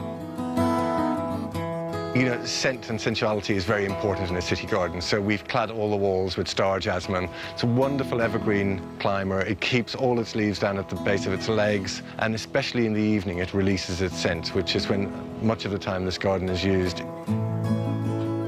Gardens are very healing spaces, and they're very much so in the city as well, and I think people forget that initially, but realise it as they use the garden more and more, that it is a de-stress zone. The outdoor dining room remains our most popular garden room, but it can be more than a nice place to put the table, the chairs and the Barbie.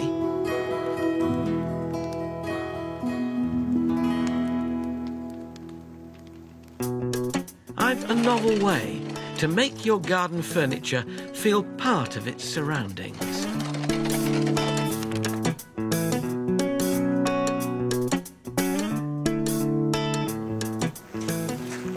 The rain's good for the garden, but it's also good to have somewhere to shelter.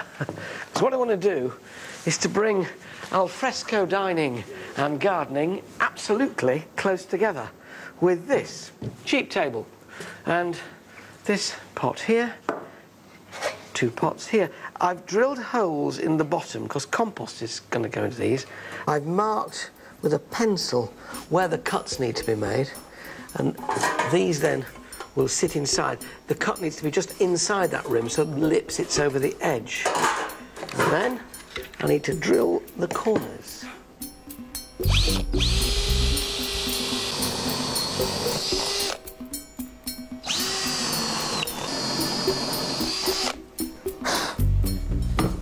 With the holes made, I can now use a jigsaw to take out evenly that rectangle.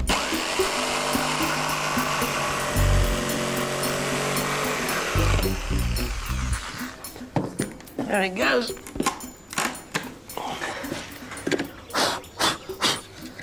I'll need to sand around that just to make sure it's smooth, and then to paint. Keep your fingers crossed for me.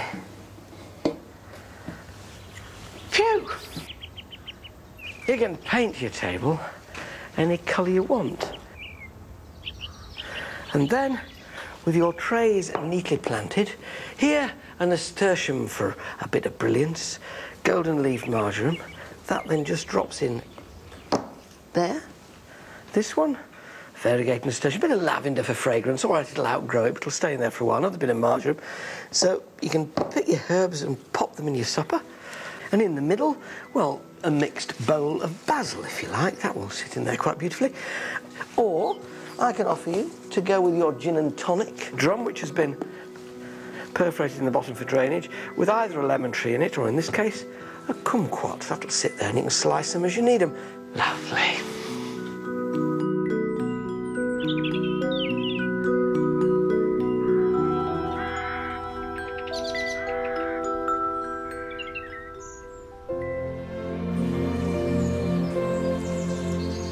The first thing that strikes you at Sissinghurst is the sheer range of colour. Vibrant reds, rich purples and cooler shades effortlessly put together.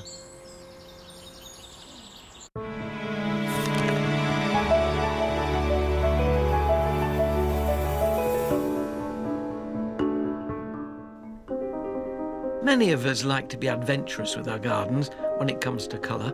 This desire to experiment and take risks began with pioneers like Vita. Always one for flouting convention, at Sissinghurst she ripped up the rulebook on colour. The Edwardians before her championed the use of subtle pastel shades. Nothing clashed as they strived for harmonious colour combinations. Purple was deemed difficult, and white flowers were to be used sparingly. It was their reaction to the garish blocks of colour so beloved of the Victorians. Vita embraced all colours. Her palette was sophisticated and cutting edge. You know, there's nothing more contentious than colour in a garden. I have friends who won't have yellow or orange flowers. I think it's a kind of rebellion against that 60s movement when it was blue and white alyssum, orange French marigolds, scarlet salvias.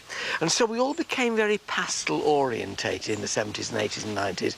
But now it seems to me there's a movement back towards those strident colours. It's being picked up from the fashion catwalks of Paris and making its way into our gardens. But Vita was one of the very first to break the mould of being careful with colour. One of Vita's ideas was to create a single colour border.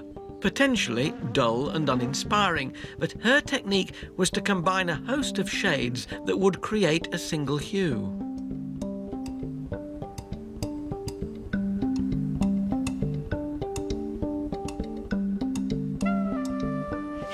purple border, we've knocked in a stake which is coloured at the top with the shade of flower which sits underneath it.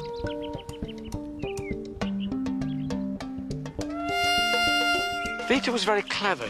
She's taken the spectrum all the way through from the bluest shades of purple and lilac to the pale pinks. Lilac here. Here's a slightly darker one. This one is almost verging on the red.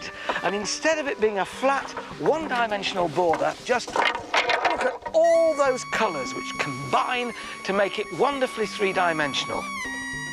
Not only did it look good, but the choice of plants meant it had year-round interest as well.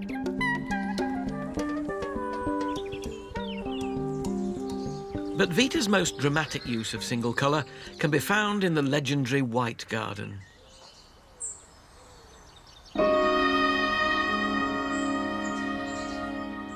At the time, the White Garden was completely radical. White was a colour more commonly associated with stark concrete modernist architecture, not a traditional garden. White flowers and silvery foliage had rarely been used on their own. The White Garden was actually a bit of a publicity stunt. It was created in 1951 for the Festival of Britain, and Vita and Harold hoped that swarms of foreign visitors would come to Sissinghurst and pay to see it. The White Garden was to become one of the most celebrated and influential gardens of the 20th century, copied thousands of times all over the world.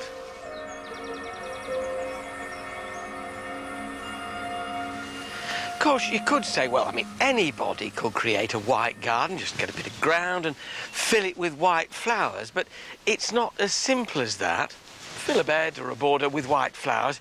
It can be very dull, very monochromatic. You need to be a bit more cunning. What sets this white garden apart from the common herd is three things: structure, form, and texture. The structure is provided by this path network and the strictly clipped box hedges which give wonderful shadow. The form is the shape of these plants in drifts and their heights. And the texture by the foliage, some of it soft and fluffy, some of it big and bold. This is plantsmanship at its most masterful.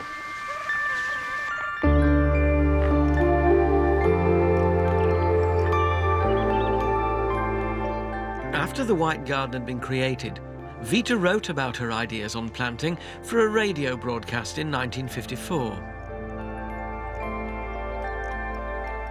I believe in exaggeration in gardening. I believe in big groups, big masses. I believe that it's far more effective to concentrate delphiniums into one big bed than to dot them about at intervals in 2s and 3s.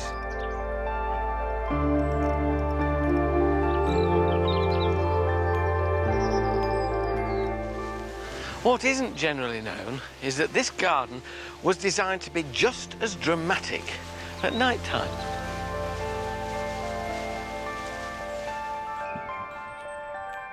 As daylight fades into moonlight, this garden takes on a natural, luminous quality. Vita and Harold would dine here in the evening, so they wanted to enjoy their garden under the stars. The arbour of Rosa mulliganii glows under the moonlight, and the silver-grey foliage all round seems to sparkle. The garden's illuminated without the need for artificial light.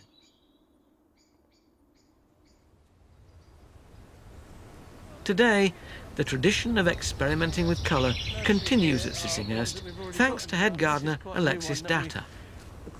Alexis, it'd be wrong to assume that all the plant combinations here and the colour combinations are from Vita's day. I mean, you're obviously constantly moving forward the whole time. Oh yeah, all the time. We look at different plants, different things, pick out new plants. We get new plants a lot, grow seeds that we find, or out of catalogues we'll pick out what we like the sound of, grow them on in the nursery here, and then see if we like them for the garden, and if we don't like them, well, we reject them. It's a great treat, being allowed behind the scenes to see what you're experimenting with, Alexis. What have you got here? We've got this quite nice lily. I've been waiting for it to flower. And astonishingly strident orange. Orange with little spots. So I'll probably go out and actually just take that into the garden and wander about and decide where it's going to go. And that is, as you mentioned, that's the way that Vita always used to do it. In that way, the tradition continues. Yeah. We try and keep it in the spirit of how Vita had it. I know the garden really, really well, so I feel like I know what fits in and what doesn't. Sissinghurst isn't the only garden in the 20th century to have pushed the boundaries with colour. Not far away, at Great Dixter, the late great plantsman Christopher Lloyd was also rewriting the rules on colour. To Christo, nothing was taboo. His garden is a dramatic reaction to what he considered to be the stuffy world of horticulture.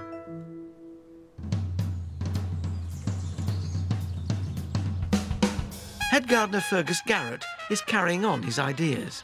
People should be absolutely free in what they do in a garden. You know, there are ecological rules that you follow because you put the right plant in the right place, but other than that, it doesn't matter whether you put a pink flower next to a yellow flower. I mean, people turn around and say, well, it's not natural when you see pink campion and yellow buttercups. Is that not natural?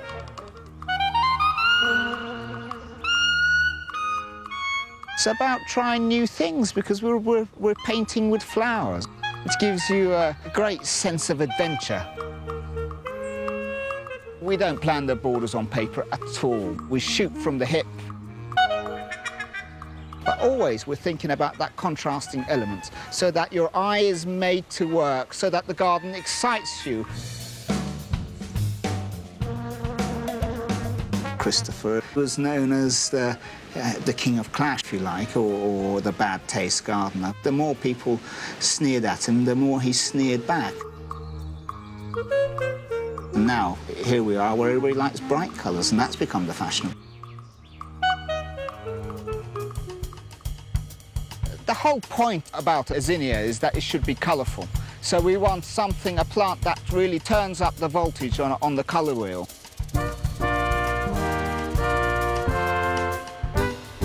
And so we tend to err on the side of the really vibrant colours, the bright reds, the bright oranges, that almost make your eyes hurt.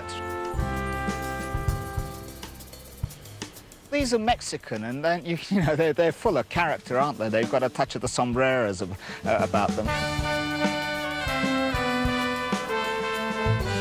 And even though we're going to use these in the borders, I quite like a field of them. You know, you can lose yourself in all this colour.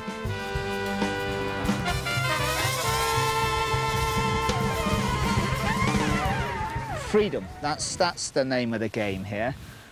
And I know there's such a thing as a colour wheel, and it actually gives you a great sense of freedom when you don't understand a colour wheel, because you could just go and please yourself. Combining colours in your garden can be a liberating experience, but not all of us have the confidence to just go for it. So for those of you of a more nervous disposition, here are a few simple rules. Colour scheming your entire garden might be a bit excessive, but it's quite fun to do the odd border. I want to make a Delft border, you know, blue and white china, using grasses and border perennials. Should be quite fun. A blue and white colour scheme is a good starter kit for a border, and the idea is to keep as much colour and interest as possible throughout the year. These echinaceas will be shown off well by those grasses that are at the back of the border, and they're a lovely daisy that goes on flowering from midsummer right the way through to the end. Achillea the pearl. Lovely white fluffy flowers, they can go at the back. This is another long flowering hardy perennial that's drought tolerant. In front of them, some Perovsky, a lovely aromatic grey-leaf plant with these purple spires of flower. Those flowers provide later summer colour, and in winter you're left with attractive groups of white stems. I love this bit, where you're just sort of working out what goes where, and there's absolutely no need to rush. bit of grass, I think. Now we'll have this variegated one here. These grasses are an elegant perennial backbone to a border, and their delicate seed heads bring interest in the winter months. This variegated Miscanthus sinensis will reach over 2 metres. These fescue grasses are great for the front of a border. Little blue shaving brushes that look good for most of the year. And like a lot of the plants in here, they don't need heavily manured soil. Just decent earth in reasonable sun will do them. Great thing about grasses is they make good glue. They join together bulkier plants with a sort of fine airiness. It seems to work for me. This is a lovely geranium called Roseanne. It may look as if it's flopped, but this is its habit. It sort of runs along the ground.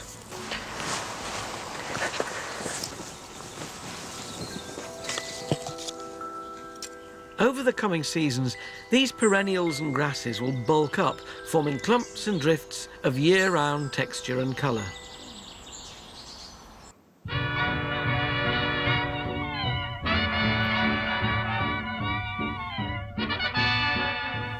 It wasn't just through visiting Sissinghurst that Vita accrued her vast army of disciples. Many of them read her weekly column in The Observer from 1947, almost to her death. Here's one written in June 1955. Not nearly enough use is made of that airy flower, the columbine. I confess that I never have the heart to tear it out from wherever it's chosen to sow itself. Wonderful stuff. This is her inner sanctum in this place of seclusion, and around all kinds of things, from the book she wrote her columns in to a little notebook here with notes for Pam and Sybil, her head gardeners, don't cut witch hazel, catalogues galore, packets of seeds, a picture of the donkey Abdul who used to pull the mower to cut the grass, and a photograph of Harold taken just a year before Vita died. That was in 1961. As everywhere here at Sissinghurst, this is a room rich in atmosphere.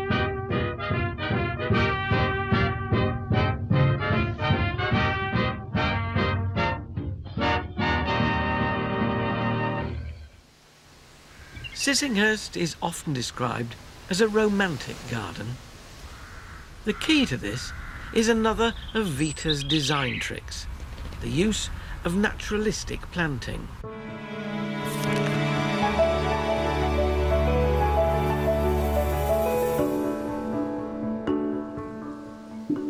Vita's planting was inspired by nature.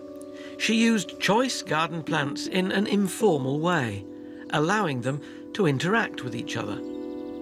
Plants spill over paths. Annuals, perennials and shrubs grow side by side. The upright spires of acanthus tower over sweet peas and roses. It's a rich tapestry of texture that overloads the senses. Vita shared her ideas in a series of BBC radio broadcasts. This one is from 1938. I can't hope to convey to you how happy a combination has been achieved in this very satisfactory garden. You have both formality and semi-wildness. It was so imaginative, so romantic. It wasn't too grand, it wasn't oppressive. It was a place in which one could have made one's home. And then I went on to Sandwood. This is, I suppose, one of the most romantic gardens in the country. So what makes, do you think, a romantic garden? Well, it's got to be the plants you use, the colours that are used, and I think the very fullness of the garden, the fact that you get these little delicate things next to something rather big and strident. Probably one of the other wonders of it, which you can't get at home, is the scent. Yeah. The thing about all these wonderful walls at Sissinghurst is they hold on to the scent. Even on a breezy day like today, you feel as if you're almost drowning in it. It's incredibly pleasurable. Yeah, and I think also, you say about a breezy day, the way the plants move around slightly in the breeze adds to the romance somehow, doesn't it? It is. It's all incredibly full, incredibly generous. It's just glorious. It's the feeling of romance and the abundant, unstructured style of Vita's planting that cemented our love of what we call the natural style. Naturalistic planting is still a key part of garden design today. In Devon, at his Wildside home, the great plantsman Keith Wiley has taken it to a new level. I've always been interested in natural landscapes, and I think I try to capture some of that excitement that you see when you look at natural landscapes. What I actually do is I look at a natural landscape and say, how can I interpret it and actually create a garden from it? And I don't actually know anybody else who's quite doing it that way. It's a completely different way of looking at gardening.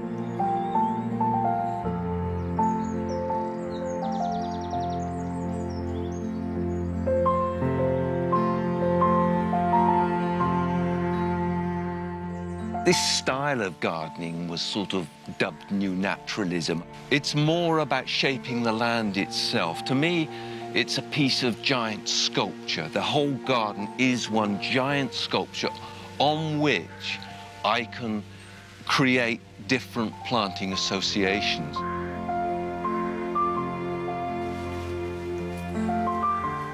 We started with a field like this one, exactly the same shape, size and slope as this. And we had a wide collection of plants that require an incredibly different range of conditions to grow them in. So we weren't going to be able to do it on this. So we stripped the soil off the whole site, then shaped the ground underneath it and brought the soil back in varying amounts, from 2 inches to 2 meters. Initially, we needed to get a digger in, obviously, to do all this work. It's a lot to do by wheelbarrow, believe me. And actually, we've moved 50,000 tons of soil in the process of doing all this. It's taken 6 years of on and off digging to actually create a landscape as sort of complicated as this one. Gardening, for me, is about trying to capture some of that pit of your stomach excitement that you get when you look at a really good natural landscape. It's about the emotional response that you can have to plants. And I mean, by throwing the plants up on the banks like this, they're right up by your eye level. I mean, just look at them, absolutely gorgeous. And the smell is just overwhelming.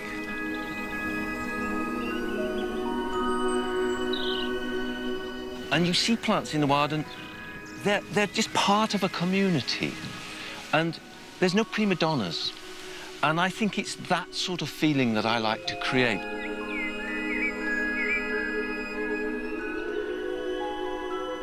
Things like a foxglove, for example, with its enormous leaves, really they don't want to be part of a community. They want to take over the world all by themselves. And so they're not good community-spirited. They're football hooligans, really. And they're lovely, but they don't mix very well. I like to have plants that mix really well.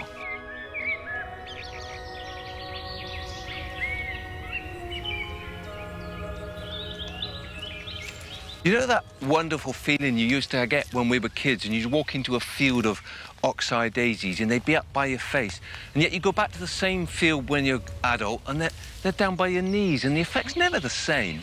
So what I try and do is actually recreate the same effect by putting flowers up higher. And they're not moon daisies, these are actually anthemis, but they create the same effect, this wonderful, dreamy memory.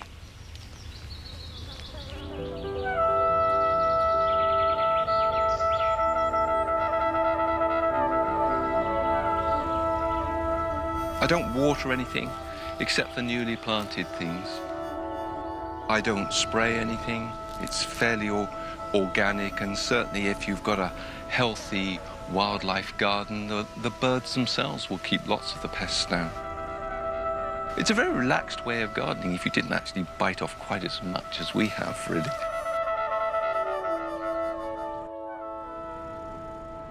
So where do you start if you want a natural-looking area in your garden?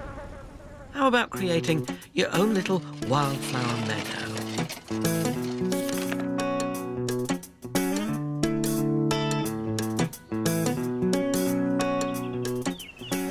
You may not want to give over your entire garden to wildflowers, but most of us can fit in a corner where we can attract butterflies, bees, insects and all kinds of wildlife. But don't make the mistake of thinking you can take an ordinary lawn, let it grow a bit, sprinkle wildflower seeds among it and turn it into a beautiful natural-looking meadow. You can't. The grass will be too strong, it'll kill out those wildflowers and the result will be failure. No. There are one or two rules that you need to follow. For a start, you need to work out what kind of wildflower meadow you want. If you want it full of annual cornfield weeds like yellow corn marigold, blue cornflowers, scarlet field poppies, remember the soil will have to be disturbed again every autumn so that the new generation of seeds can germinate. But if you'd rather have a meadow that you didn't have to do anything except cut every year, then you sow a different mixture. The technique of sowing is exactly the same for both. If you strip the turf off in spring or early summer, you'll notice a rash of weed seedlings coming. You don't necessarily want these, so hoe them off, just to make sure that they perish in the sun. With the plants that you don't want killed off, you can set about sowing the seeds of the plants that you do want. The best time, late summer, early autumn. That way they go through a winter of continuous freezing and thawing, which stimulates those seeds into growth. Here, I'm sowing a perennial wildflower meadow. Quite a lot of grasses in this mixture, but also moon daisies, knapweed, scabious, all kinds of vetches that butterflies and bees will love. Sprinkle the seed quite thinly. How much? Well, a tiny clenched fistful to a square metre, as though you were putting salt on your fish and chips, and sprinkle it over the surface of the soil. There's absolutely no need to rake it in. Nature doesn't use a rake. The wind and the rain will take that down and in. It will come up and germinate the spring after you sow it, and as the years go by, it will get better and better, with the flora appearing to change year on year. To make sure the grasses never get a real foothold in there and overpower the wildflowers, make sure there's some yellow rattle in your mixture. This is a semi-parasite that keeps the grass in check, weakening it a bit and letting all those wonderful wildflowers come up through it. If, as the years go by, there are certain wildflowers that you're not getting much of in your meadow and you want to include them and enrich their numbers, then you can buy plug plants in trays like this. Each row a different seedling, and they come in these little plugs with well-established roots here. These will be, I should think, about 6 months old, and you can get your trowel out, make divots in your meadow and pop those in. But if all this seems like too much hard work and you just want an instant wildflower meadow that you can unroll like a carpet, then you can buy just that. This is one such, about £20 a square metre. It comes like this. You can see the root system on this mat. You lay it down on your raked and levelled soil, pat it in, water it, instant meadow. I think I'd rather be patient and get myself a packet of seeds.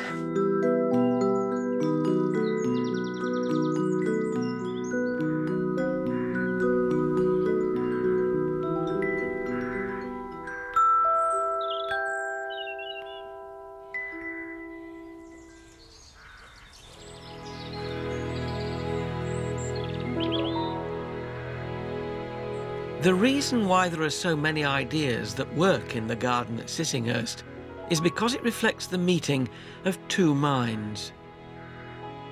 Vita and Harold had a strong influence on each other's designs. Here at Sissinghurst, you can feel those two gardeners working together. For them, gardening wasn't about wealth and power. It was about romance, emotion, intimacy.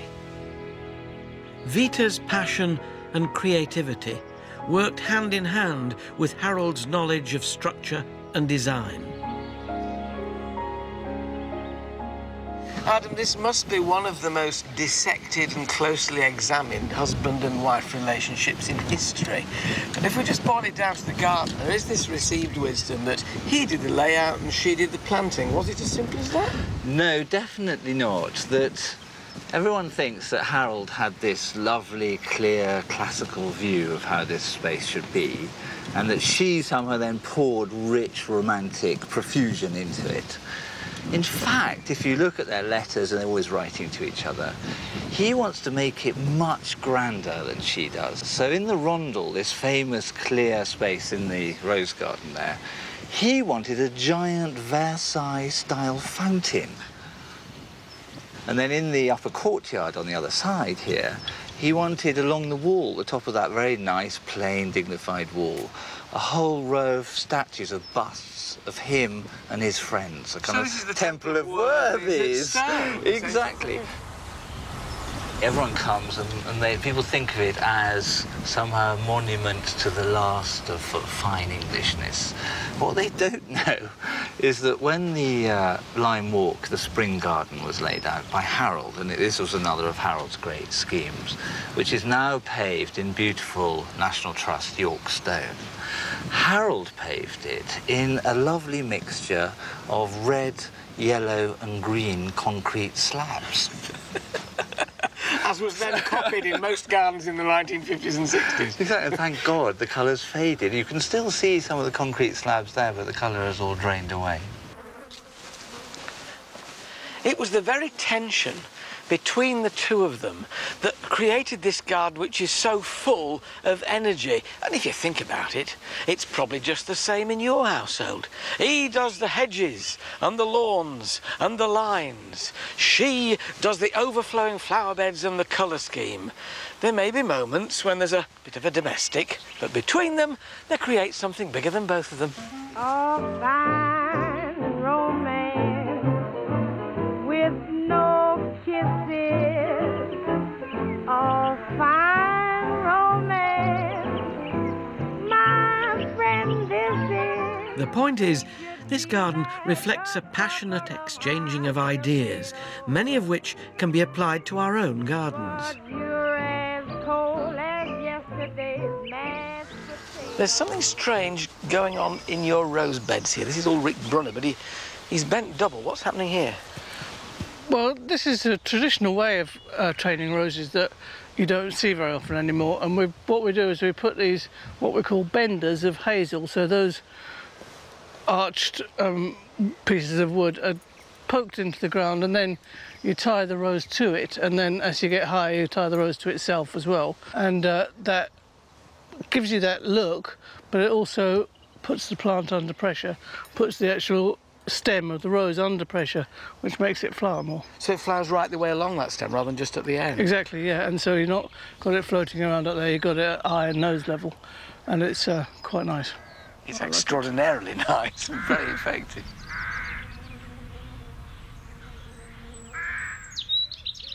You know the problem. You've got an old fruit tree in your garden, an apple, a pear or a cherry. It gives you lovely stature, but it's on its last legs. It's dying out. If you chop it down, there'll be nothing there. Don't worry, do what Vita did. Plant a rambling rose at the foot of it, and over the next 2 or 3 years, it'll shoot its stems up through the branches of its host and give you a whole new view. Tucked away on the south side of Sissinghurst is a part of the garden quite different to the others. The nuttery. This semi-wild woodland garden became symbolic of a new type of gardening.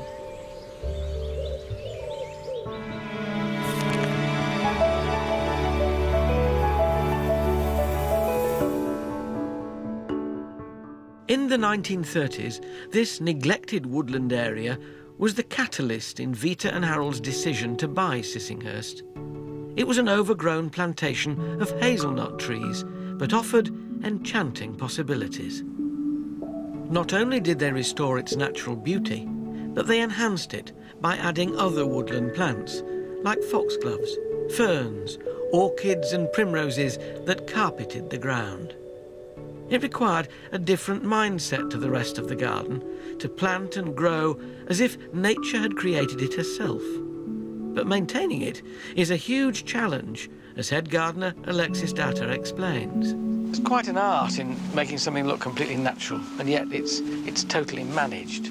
So clearly you're quite careful about what goes where. Oh, we are, and the plants, most of these plants aren't, so they either seed themselves or run, and so we're forever sort of moving, taking things back. Adjusting. Lovely stand of orchids, though. Great. Yeah, they are fantastic, aren't they? They are planted, those aren't completely natural either.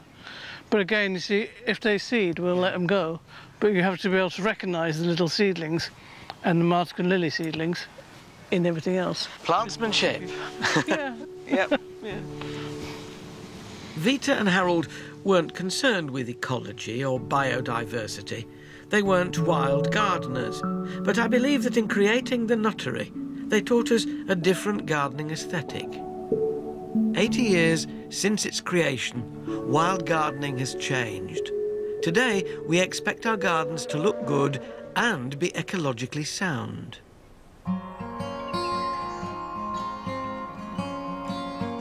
In Hampshire is a third of an acre garden based on permaculture principles, where its natural beauty comes from the gardening practice of its creators, Tim and Maddie Harland. Permaculture is a totally sustainable form of organic gardening, taking inspiration from natural growing environments like woodlands and wild meadows. The garden provides itself with everything it needs to flourish. You don't have to be an expert or have a PhD to do permaculture. It's utterly intuitive. Most things produced within the garden are edible. Flowers are grown for the benefit of insects, and rainwater's used to create a totally self-sustaining ecosystem.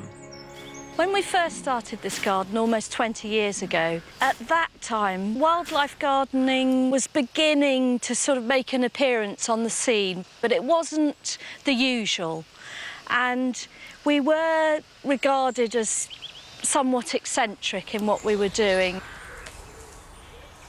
We now have a garden with wildflower meadows, very diverse hedgerows, over 60 fruit and nut trees, herb gardens, all kinds of things.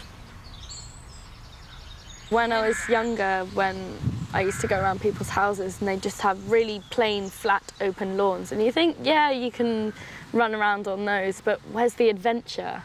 There's no place to go hiding, there's no long grass to go be a tiger in, there's nothing like that. So this place in itself was just a wonderland.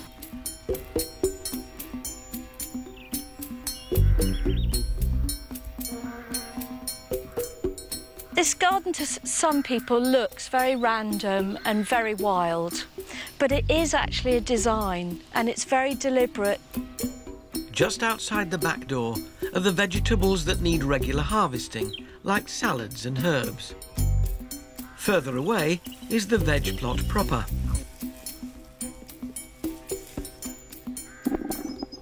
Beyond that is the forest garden, a small, edible woodland. We use the principles and structure of a natural woodland.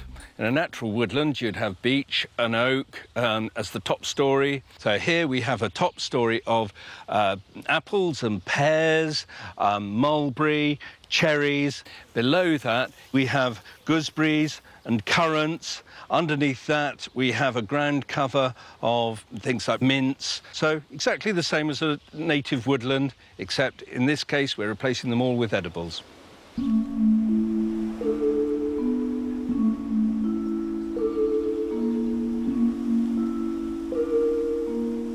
Beyond the forest garden or orchard, we do have enough room for our wilderness. A place that is secret, a place that I don't actually know what is going on. To me, that is invaluable.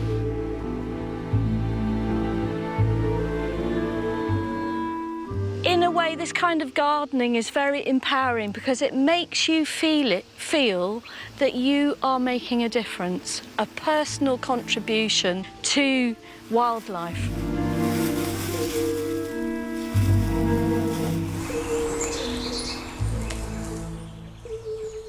You don't have to turn over your entire plot to enjoy the benefits of wild gardening. You can start on a smaller scale. Here's my scheme for a manageable forest garden.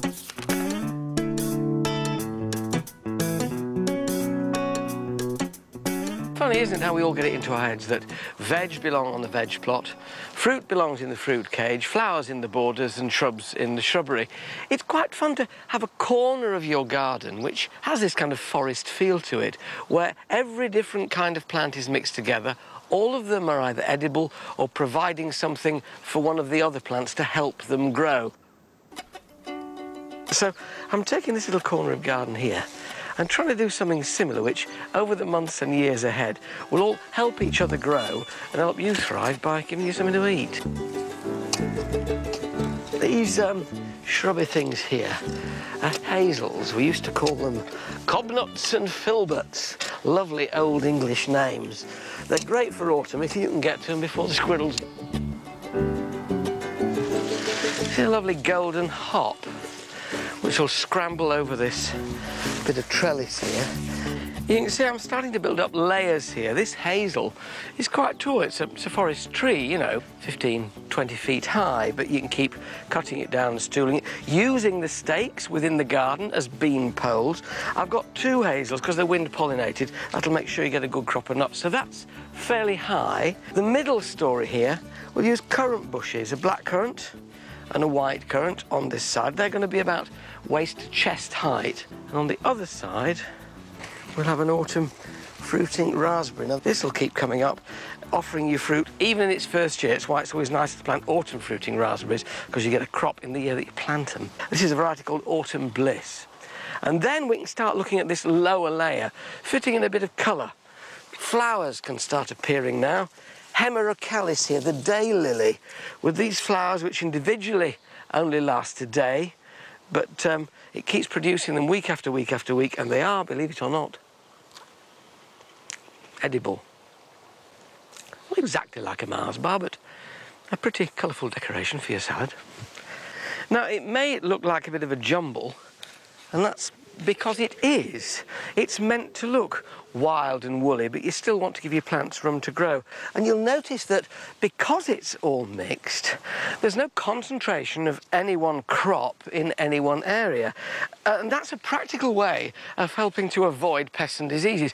If, for instance, you know, you've got a great bed of carrots that fills this entire area, carrot fly just home in on it. If, on the other hand, you mix up everything, there's no concentration which attracts them.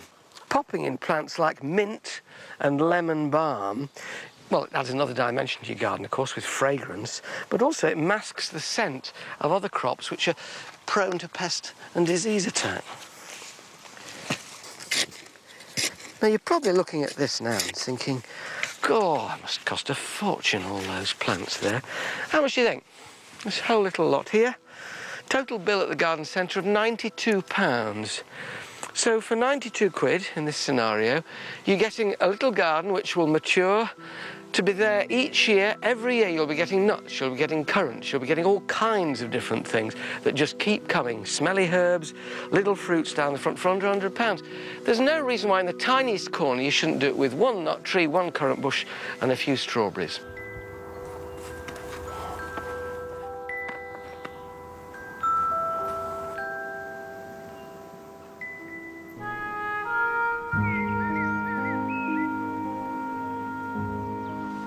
We owe a huge debt to Sissinghurst. It taught us to invest in our gardens emotionally as well as practically. Whether it's using our gardens as living spaces, being bold and brave with colour, embracing naturalistic planting, or creating a natural woodland space that can be functional and beautiful, Sissinghurst, perhaps more than any other, teaches us to love our gardens.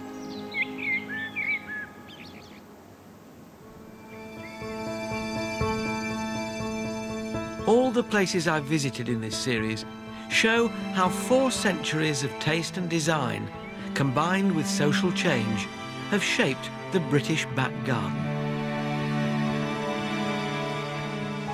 The people behind these gardens can never have imagined the enduring impact their ideas would have. But because gardening never stands still, I like to think they'd approve of how we've taken their ideas and made them a vital part of 21st century gardening. There's drama here on BBC HD this evening with Wallander at 10, but first we're off to Germany next to unravel the enigma of Prussia.